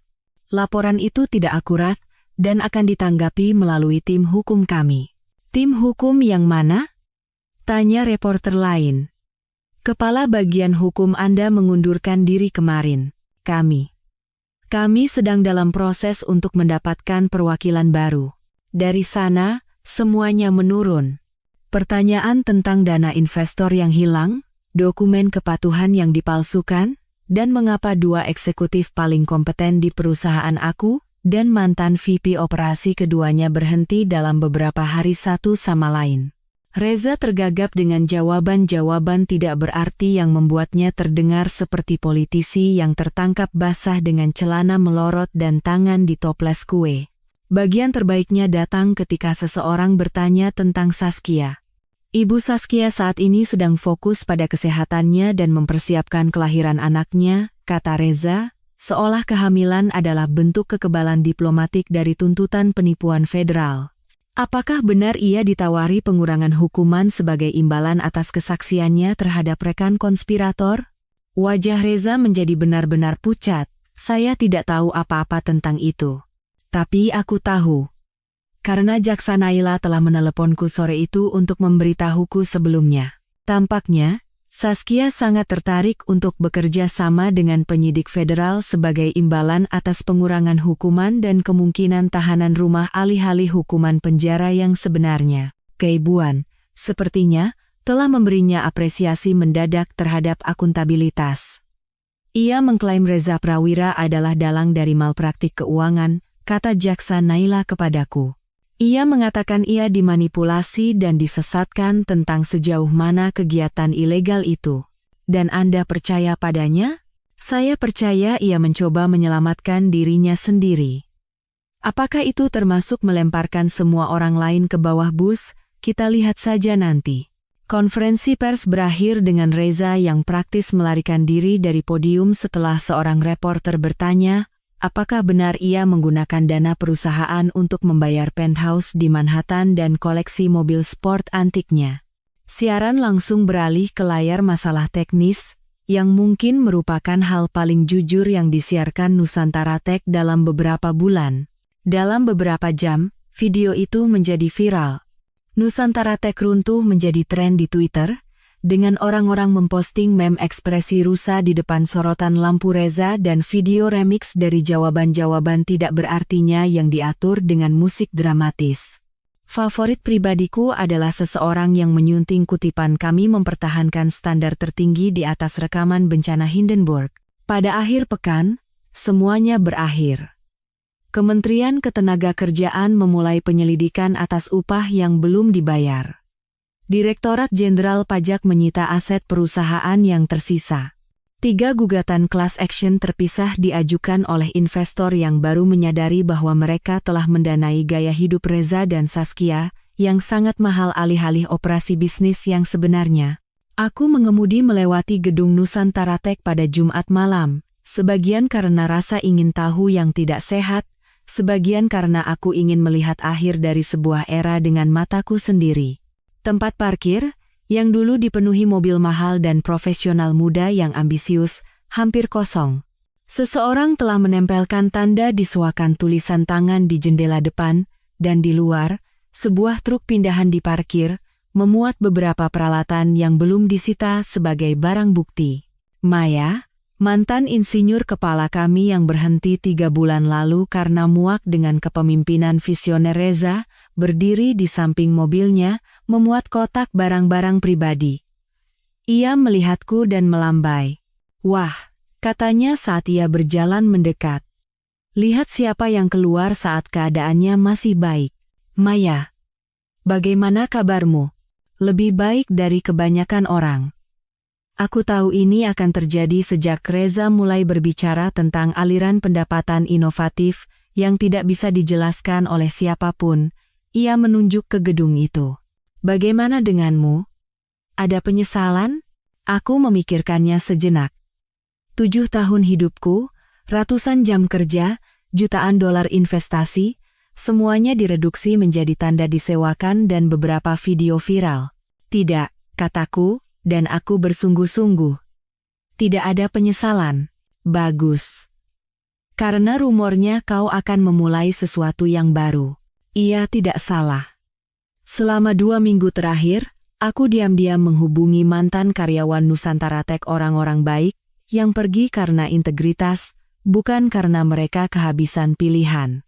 Orang-orang seperti Maya, yang telah membangun produk terbaik kami sebelum Reza memutuskan bahwa jargon pemasaran lebih penting daripada rekayasa yang sebenarnya. Mungkin, kataku. Tertarik untuk mendengarnya? Ia tersenyum lebar. Selama tidak ada rekening luar negeri atau konferensi pers di mana CEO terlihat seperti akan menangis. Kurasa itu bisa kujamin. Kami berbicara selama 20 menit lagi tentang jenis perusahaan yang ingin kami bangun. Kepemimpinan yang benar-benar memimpin, bukan hanya mengambil pujian. Budaya di mana orang bisa melakukan pekerjaan baik tanpa harus terus-menerus waspada terhadap pengkhianatan dan penipuan keuangan. Saat aku mengemudi kembali ke rumah ayahku, aku melewati papan reklame yang mengiklankan iPhone terbaru.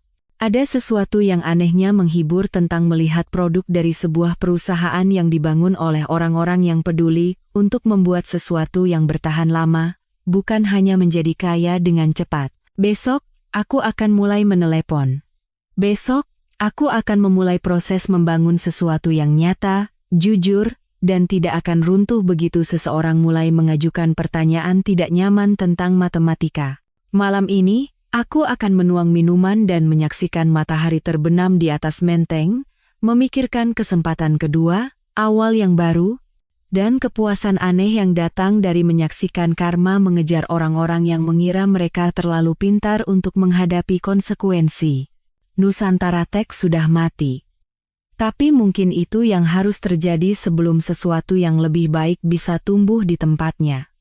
Beberapa hutan harus terbakar sebelum pohon-pohon baru bisa berakar. Beberapa perusahaan harus runtuh sebelum orang-orang terbaik mereka bisa membangun sesuatu yang layak dipercaya. Aku siap untuk menanam benih.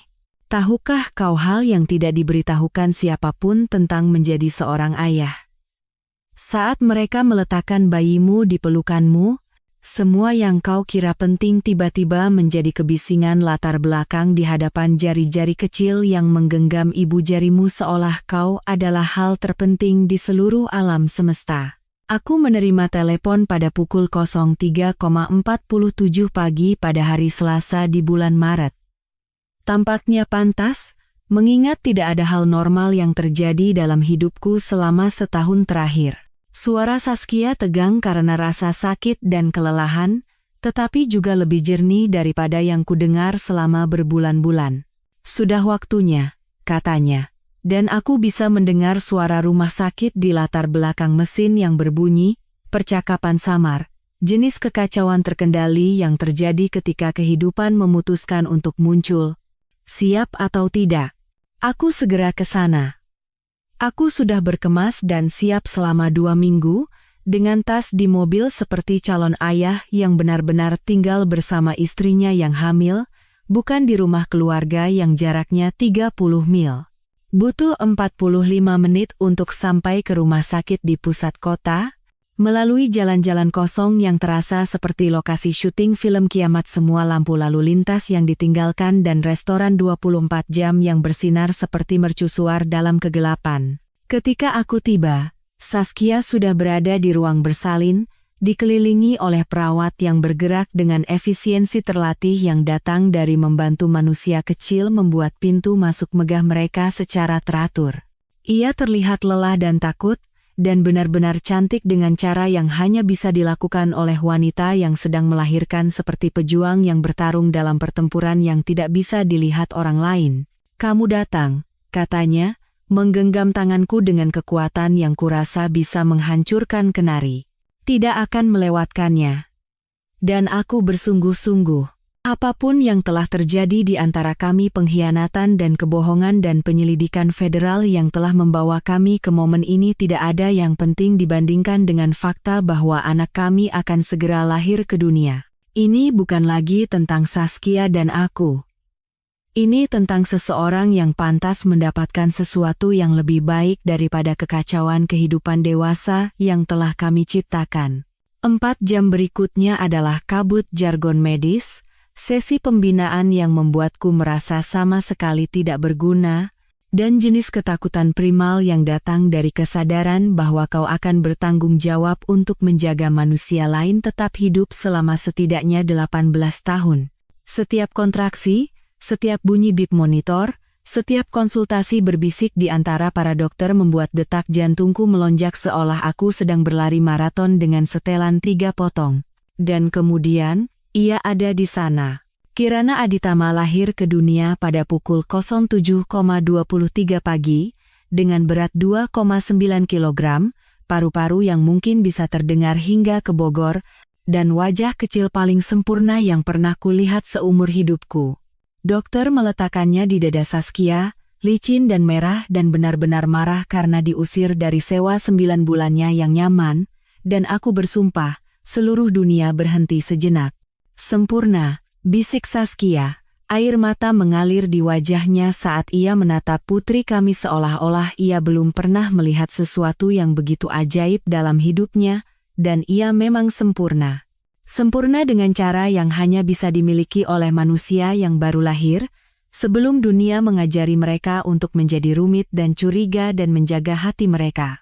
Sempurna dengan cara yang membuat setiap kesalahan yang telah kulakukan dalam 35 tahun hidupku terasa seperti recehan dibandingkan dengan tanggung jawab untuk membantu orang kecil ini belajar bagaimana menjadi manusia. Ketika mereka membersihkannya dan membungkusnya dengan salah satu selimut rumah sakit yang terlihat seperti dirancang oleh seseorang yang belum pernah benar-benar melihat bayi, seorang perawat bertanya, apakah aku ingin menggendongnya? Aku telah menunggu momen ini selama berbulan-bulan, berlatih dengan boneka dan menonton video YouTube tentang teknik menggendong bayi yang benar seolah-olah aku sedang belajar untuk ujian terpenting dalam hidupku. Tapi ketika ia meletakkan Kirana di pelukanku, semua persiapan itu terbang keluar jendela. Karena tidak ada sama sekali tidak ada yang bisa mempersiapkanmu untuk beban anakmu sendiri. Ia begitu kecil. Sangat kecil, menakutkan kecil. Seluruh tangannya bisa melingkari kelingkingku. Dan ketika ia membuka matanya dan menatapku dengan tatapan bayi baru lahir yang tidak fokus, yang entah bagaimana melihat langsung ke dalam jiwamu, aku mengerti untuk pertama kalinya dalam hidupku apa yang dimaksud orang ketika mereka berbicara tentang cinta pada pandangan pertama. Hai, cantik, bisikku, dan wajah kecilnya berkerut seolah sedang mempertimbangkan apakah akan menyetujui suaraku atau tidak. Rupanya, aku lulus ujian, karena ia meringkuk di dadaku dengan desahan kecil yang terdengar seperti kepuasan. Aku menamainya Kirana, yang berarti seberkas cahaya, karena ia adalah anugerah tak terduga setelah setahun pengkhianatan dan kekecewaan. Karena ia adalah hal baik yang keluar dari reruntuhan pernikahanku. Karena melihat wajah kecilnya yang sempurna membuatku percaya pada kesempatan kedua dan awal yang baru, dan kemungkinan cinta yang tidak datang dengan syarat atau tanggal kedaluarsa. Ayahku tiba 2 jam kemudian, mengenakan blazer di atas piyamanya. Rupanya, bahkan Pranoto Aditama bisa terguncang oleh prospek bertemu cucu pertamanya. Ia berdiri di ambang pintu sejenak, menatapku menggendong Kirana, dan aku melihat sesuatu di matanya yang telah kuharapkan seumur hidupku, kebanggaan yang tidak bersyarat pada harga saham atau kesepakatan bisnis atau memenuhi harapan keluarga.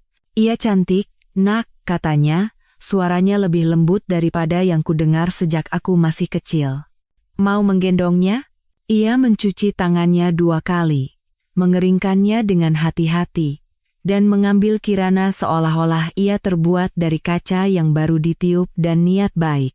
Melihat ayahku pria yang telah menegosiasikan kesepakatan miliaran dolar, menatap tajam para perampok korporat, dan tidak pernah menunjukkan kelemahan di depan siapapun menjadi benar-benar lembut di hadapan bayi seberat 2,9 kg adalah salah satu hal terindah yang pernah kusaksikan. Halo, Kirana, gumamnya, dan ia membuka matanya seolah mengenali suaranya dari semacam ingatan genetik, aku kakekmu. Dan aku akan mengajarimu cara menunggang kuda, cara melakukan investasi yang bijaksana, dan jangan pernah mempercayai siapapun yang tidak bisa menatap matamu. Saskia tertawa dari tempat tidur rumah sakitnya, suara bahagia pertama yang tulus yang kudengar darinya dalam beberapa bulan. Ayah, dia baru berumur 6 jam. Tidak pernah terlalu dini untuk belajar karakter, jawabnya, tetapi nadanya lembut. Bahkan ia tidak kebal terhadap sihir khusus yang dimiliki bayi baru lahir pada orang dewasa yang mengira mereka telah melihat semuanya. Kami bergiliran menggendongnya, manusia kecil yang sempurna ini yang telah melakukan apa yang tidak bisa dilakukan oleh berbulan-bulan terapi dan negosiasi hukum, menciptakan momen damai di antara 3 orang yang telah menghabiskan sebagian besar tahun lalu membuat satu sama lain sengsara. Bukan pengampunan, sebenarnya, karena beberapa hal tidak bisa dimaafkan. Tapi semacam gencatan senjata kesepakatan bahwa apapun yang telah terjadi di antara kami tidak sepenting memastikan Kirana tumbuh dengan mengetahui bahwa ia dicintai. Ketika jam besuk berakhir dan ayahku kembali ke rumah untuk menyebarkan berita ke separuh menteng, aku duduk di samping tempat tidur Saskia sementara, Kirana tidur di boks bayi plastik transparan tempat semua bayi rumah sakit disimpan. Dia mirip denganmu, kata Saskia, mempelajari wajah putri kami seolah mencoba menghafal setiap detail. Dia mirip dirinya sendiri, jawabku. Itu saja yang penting. Saskia terdiam untuk waktu yang lama, menyaksikan dada kecil Kirana naik dan turun dengan irama tidur yang teratur. Aku tahu aku tidak punya hak untuk menanyakan ini, katanya akhirnya. Tapi aku ingin mencoba menjadi ibu yang baik. Lebih baik dari aku sebagai seorang istri. Aku menatapnya benar-benar menatapnya untuk pertama kalinya dalam beberapa bulan. Ia pucat dan lelah dan menghadapi tuntutan federal yang bisa membuatnya dipenjara selama dekade berikutnya. Tapi ia juga ibu dari anakku. Dan apapun dirinya, apapun yang telah ia lakukan, Kirana akan membutuhkannya. Kalau begitu jadilah lebih baik, kataku singkat. Bukan untukku, bukan karena kau merasa bersalah. Karena dia pantas mendapatkan versi terbaik dari siapapun yang kau putuskan untuk menjadi. Malam itu, aku tidur di kursi rumah sakit yang tidak nyaman di samping boks Kirana, bangun setiap jam untuk memastikan ia masih bernapas, masih sempurna, masih hal terpenting yang pernah terjadi padaku. Setiap kali aku melihat wajahnya yang tertidur, aku merasakan harapan yang tidak rumit oleh kekecewaan atau diperkeras oleh pengalaman sesuatu yang telah kulupakan bisa kurasakan. Saat fajar, ketika rumah sakit sunyi kecuali suara mesin dan langkah lembut perawat yang berkeliling, Kirana membuka matanya dan menatapku dengan ekspresi serius yang dimiliki bayi baru lahir saat mereka mendarat di dunia baru yang aneh ini.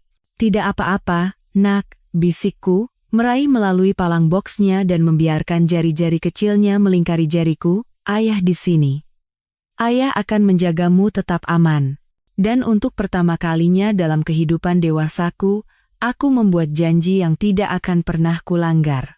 Tidak peduli berapa biayanya, pengorbanan apa yang dibutuhkannya, pertempuran apa yang harus kulawan, Kirana akan tumbuh dengan mengetahui bagaimana rasanya cinta tanpa syarat. Ia akan tumbuh di dunia di mana tindakan memiliki konsekuensi, tetapi cinta bukanlah sesuatu yang harus kau dapatkan.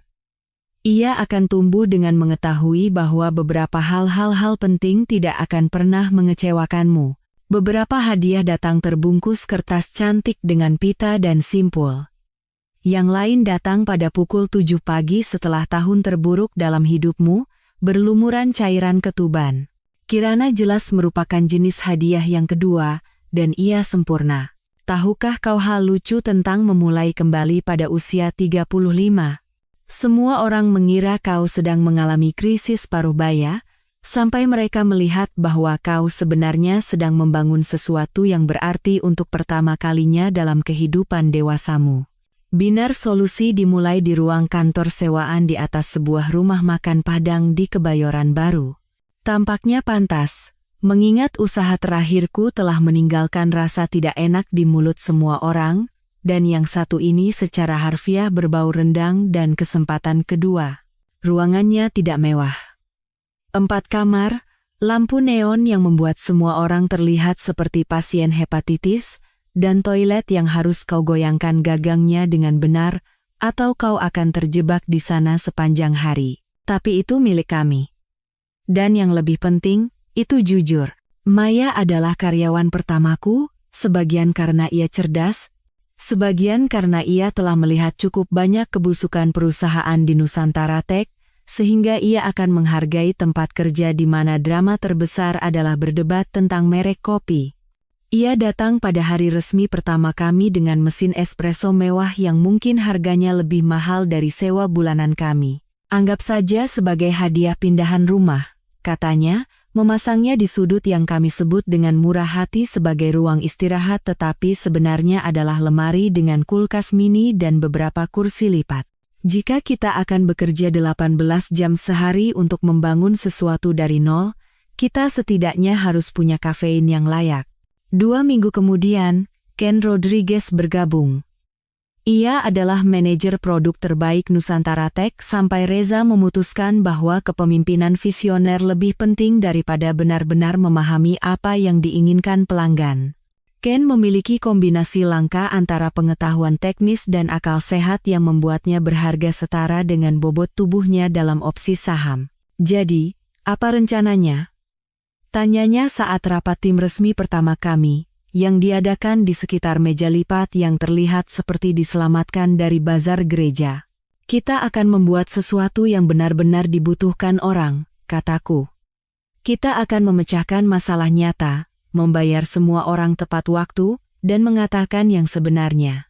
Maya tertawa. Wow, strategi bisnis yang revolusioner. Kau akan terkejut betapa revolusionernya itu di industri ini. Kami memutuskan untuk fokus pada perangkat lunak keamanan siber untuk usaha kecil jenis perusahaan yang tidak mampu membeli perlindungan tingkat perusahaan tetapi semakin menjadi sasaran serangan siber yang canggih. Itu tidak seksi. Itu tidak akan membuat kami menjadi buah bibir di SCBD. Tapi itu dibutuhkan, dan ada pasar yang nyata. Yang lebih penting, itu adalah kebalikan dari semua yang dilakukan Nusantara Tech. Tidak ada rekening luar negeri, tidak ada akuntansi kreatif, tidak ada janji pengembalian investor yang menentang matematika dasar.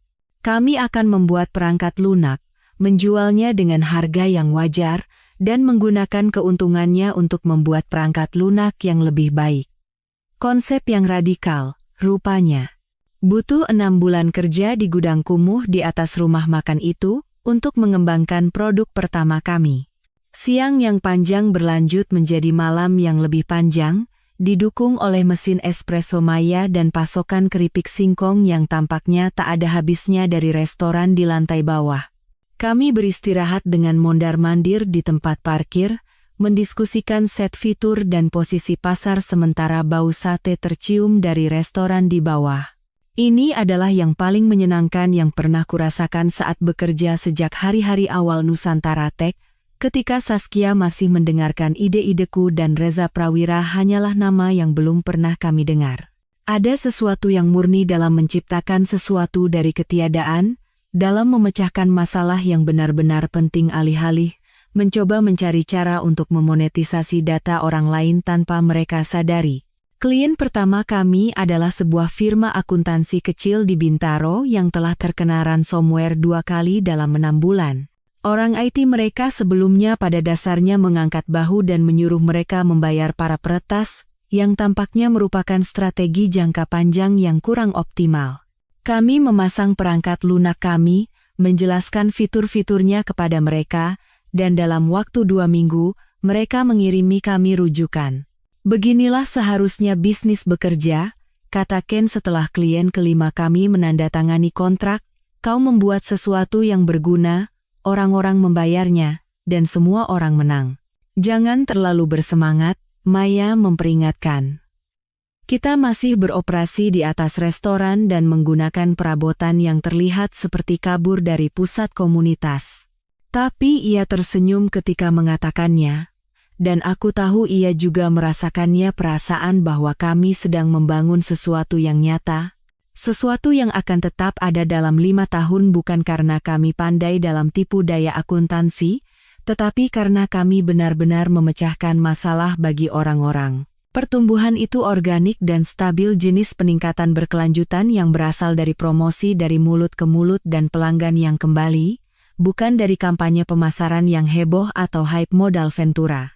Pada akhir tahun pertama, kami memiliki 43 klien, 7 karyawan, dan pendapatan yang cukup untuk pindah ke gedung perkantoran yang sebenarnya dengan jendela dan toilet yang bisa disiram dalam sekali coba. Ruang baru itu berada di sebuah gudang yang telah direnovasi di daerah Blok M, semua bata ekspos dan langit-langit tinggi, jenis kemewahan industrial yang membuat kami terlihat lebih sukses daripada yang sebenarnya. Tapi rasanya benar. Substansial tanpa menjadi megah, profesional tanpa menjadi korporat, dengan cara yang menyedot jiwa yang membuat orang takut pada Senin pagi. Bagus, kata ayahku ketika ia datang untuk pembukaan tidak resmi kami. Terasa seperti tempat di mana orang benar-benar bekerja, bukan hanya mengadakan rapat tentang rapat. Iya benar.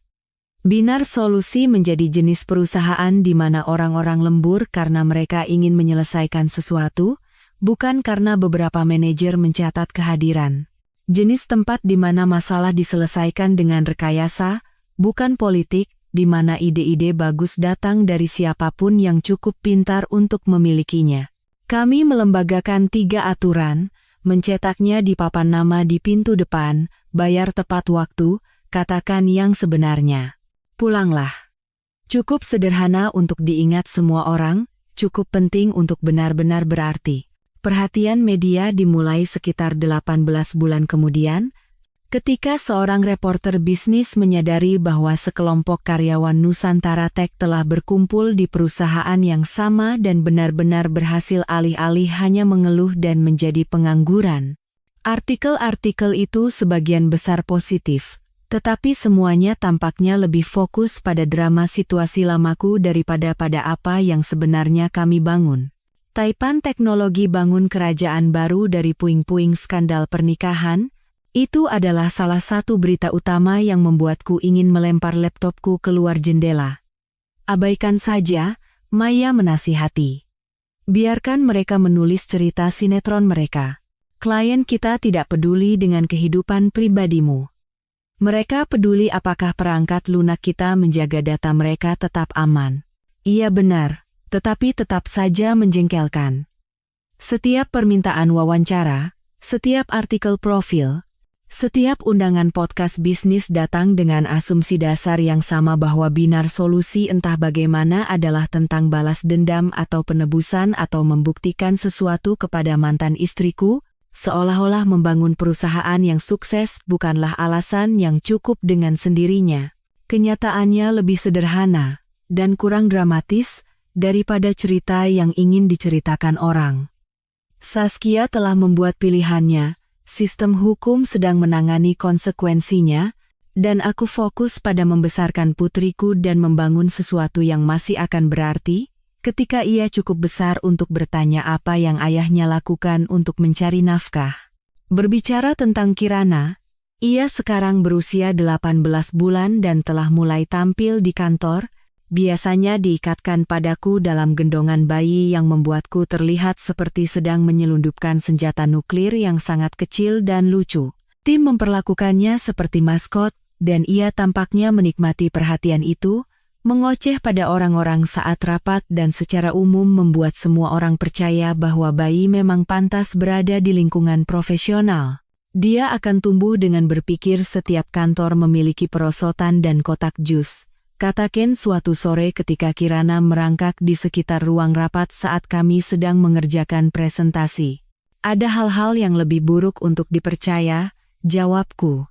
Ketika seorang reporter bertanya langsung kepadaku tentang Nusantara Tech, aku memberikan jawaban yang sama seperti yang kuberikan kepada semua orang. Saya fokus untuk melangkah maju. Binar Solusi adalah tentang menciptakan solusi, bukan mengadili kembali masa lalu. Itu menjadi kalimat standarku, yang diulang begitu sering sehingga Maya mulai mengukur waktu berapa lama bagi wartawan untuk mengajukan pertanyaan itu. Rekornya saat ini adalah 47 detik, dari halo hingga jadi, ceritakan tentang perusahaan lama Anda. Tetapi kenyataannya adalah, kecuali ketika orang-orang mengungkitnya, aku jarang memikirkan Nusantara Tech. Saskia akan diadili dalam 6 bulan. Reza Prawira telah menghilang ke dalam lubang apapun yang dimasuki orang ketika hidup mereka menjadi sebuah kisah peringatan. Dan perusahaan yang dulunya adalah seluruh duniaku sekarang hanyalah sebuah entry dalam berkas pengadilan federal. Binar Solusi, di sisi lain, sedang berkembang. Pertumbuhan nyata.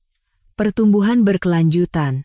Jenis yang berasal dari memecahkan masalah nyata, alih-alih menciptakan produk keuangan canggih yang tidak dipahami siapapun. Kami untung.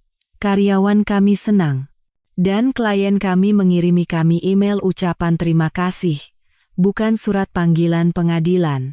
Suatu malam, bekerja lembur di kantor gudang kami, dengan Kirana tertidur di box portabelnya dan tim mendebuk kode yang akan melindungi pemilik usaha kecil dari penjahat dunia maya, rasanya aku akhirnya menemukan apa yang seharusnya kulakukan dalam hidupku, bukan untuk membalas, bukan untuk membuktikan sesuatu.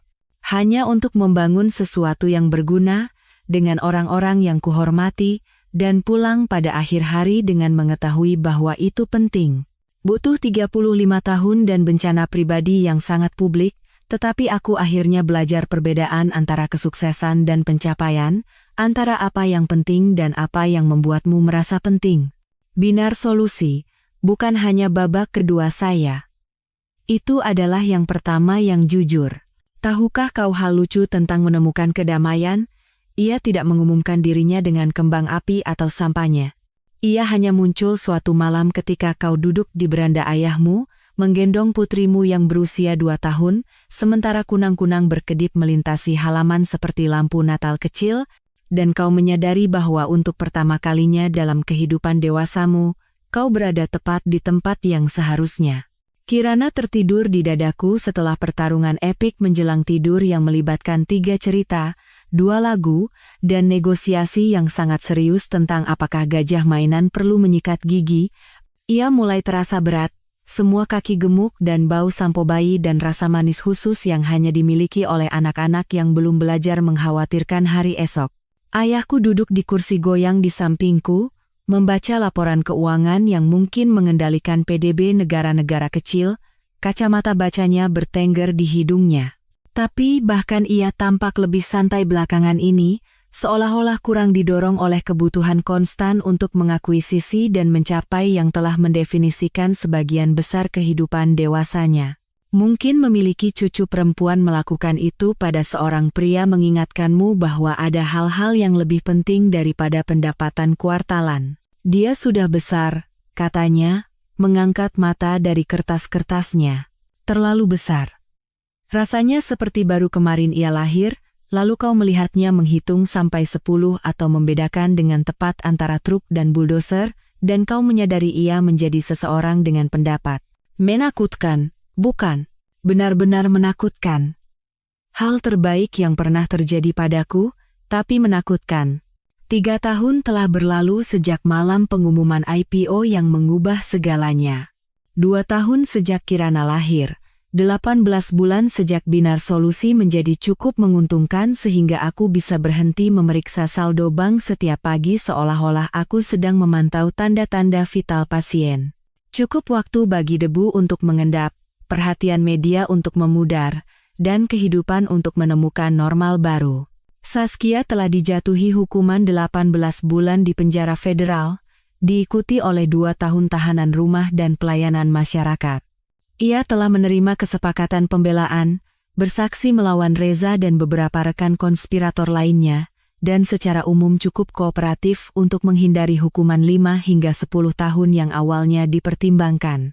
Ia saat ini menjalani hukumannya di fasilitas keamanan minimum di Connecticut yang mungkin lebih baik daripada kebanyakan asrama perguruan tinggi. Reza Prawira, di sisi lain, telah memilih untuk melawan tuduhan dan kemungkinan akan menghadapi hukuman 15 tahun ketika persidangannya berakhir bulan depan. Terakhir kudengar, ia membela dirinya sendiri setelah melewati 3 tim hukum yang berbeda, yang tampaknya merupakan jenis keputusan strategis cerdas, yang membawanya ke dalam kekacauan ini. Aku mengunjungi Saskia sebulan sekali, membawa Kirana untuk kunjungan yang diawasi di sebuah ruangan yang berbau disinfektan industri dan mimpi yang hancur. Awalnya canggung, mencoba mempertahankan semacam hubungan pengasuhan bersama melalui sistem pemasyarakatan federal, tetapi kami menemukan ritme kami. Kirana terlalu muda untuk mengerti mengapa ibunya tinggal di tempat dengan penjaga dan detektor logam, tetapi ia cukup besar untuk tersenyum cerah saat melihat wajah Saskia, dan hanya itu yang penting. Dia bilang binar kemarin, kataku kepada ayahku, menggeser berat Kirana saat ia sedikit bergerak dalam tidurnya. Sangat jelas. Ayah, binar. Anak pintar. Dia tahu di mana hal-hal baik terjadi. Binar solusi telah berkembang menjadi sesuatu yang benar-benar kubanggakan, bukan dengan cara yang membusungkan dada yang datang dari mengalahkan pesaing atau mengesankan investor, tetapi dengan kepuasan yang tenang yang datang dari membuat sesuatu yang berguna. Kami sekarang memiliki 63 karyawan, 2 kantor di seluruh dunia, dan daftar klien yang seperti direktori kisah sukses usaha kecil di Amerika. Yang lebih penting, kami telah mempertahankan budaya kami. Orang-orang masih lembur karena mereka mau, bukan karena mereka harus. Ide-ide bagus masih datang dari siapapun yang cukup pintar untuk memilikinya. Dan kami masih mencetak 3 aturan kami di kartu nama yang kami bagikan di konferensi, bayar tepat waktu, katakan yang sebenarnya, pulanglah. Berbicara tentang itu, kata Maya saat rapat kepemimpinan terakhir kami, kapan terakhir kali kau mengikuti aturan nomor 3? Ia ada benarnya. Aku telah menghabiskan lebih banyak waktu di kantor, bukan karena binar solusi membutuhkanku 18 jam sehari, tetapi karena aku benar-benar menikmati pekerjaan itu. Itu adalah jenis masalah yang seharusnya dimiliki oleh orang-orang sukses, jenis yang terlihat bagus di profil majalah tentang keseimbangan kerja hidup. Tapi di sini, dengan Kirana tertidur di dadaku, mendengarkan dengkurannya yang kecil dan merasakan napasnya naik dan turun, aku menyadari Maya benar.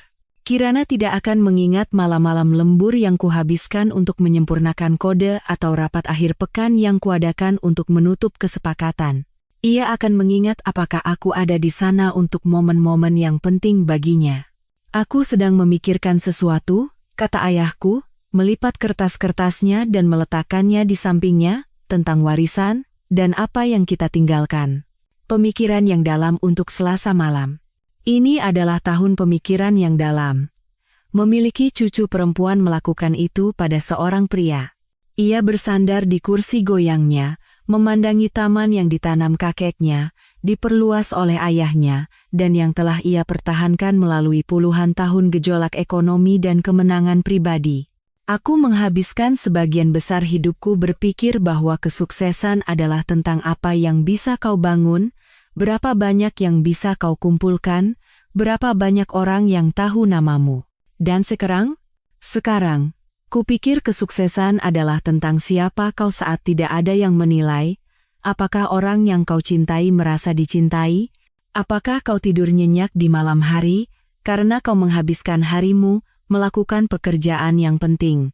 Kirana bergerak lagi, mendesah kecil yang berarti ia beralih dari tidur nyenyak ke jenis tidur ringan yang akan membangunkannya sepenuhnya. Aku berdiri dengan hati-hati, berjalan ke tepi beranda di mana udara malam lebih sejuk, mengayunnya dengan lembut. Rumah keluarga Aditama terbentang di depan kami, 37 hektar tanah yang terawat sempurna yang telah menjadi milik keluarga kami selama lebih dari seabad. Aku tumbuh dengan berpikir tempat ini normal, menghabiskan usia 20-an dengan berpikir itu adalah beban, dan menghabiskan awal 30-an dengan berpikir itu adalah simbol dari semua yang salah dengan kekayaan warisan dan hak istimewa yang tidak pantas. Sekarang, di bawah cahaya redup beranda, menatap wajah damai Kirana, aku menyadari itu hanyalah rumah. Bukan karena uang atau sejarah atau arsitektur yang mengesankan, tetapi karena disinilah 3 generasi pria Aditama belajar menjadi ayah, dan disinilah Kirana akan belajar apa artinya dicintai tanpa syarat. Ingat ketika kau berencana untuk mengumumkan warisanmu di acara IPO itu? Ayahku bertanya pelan.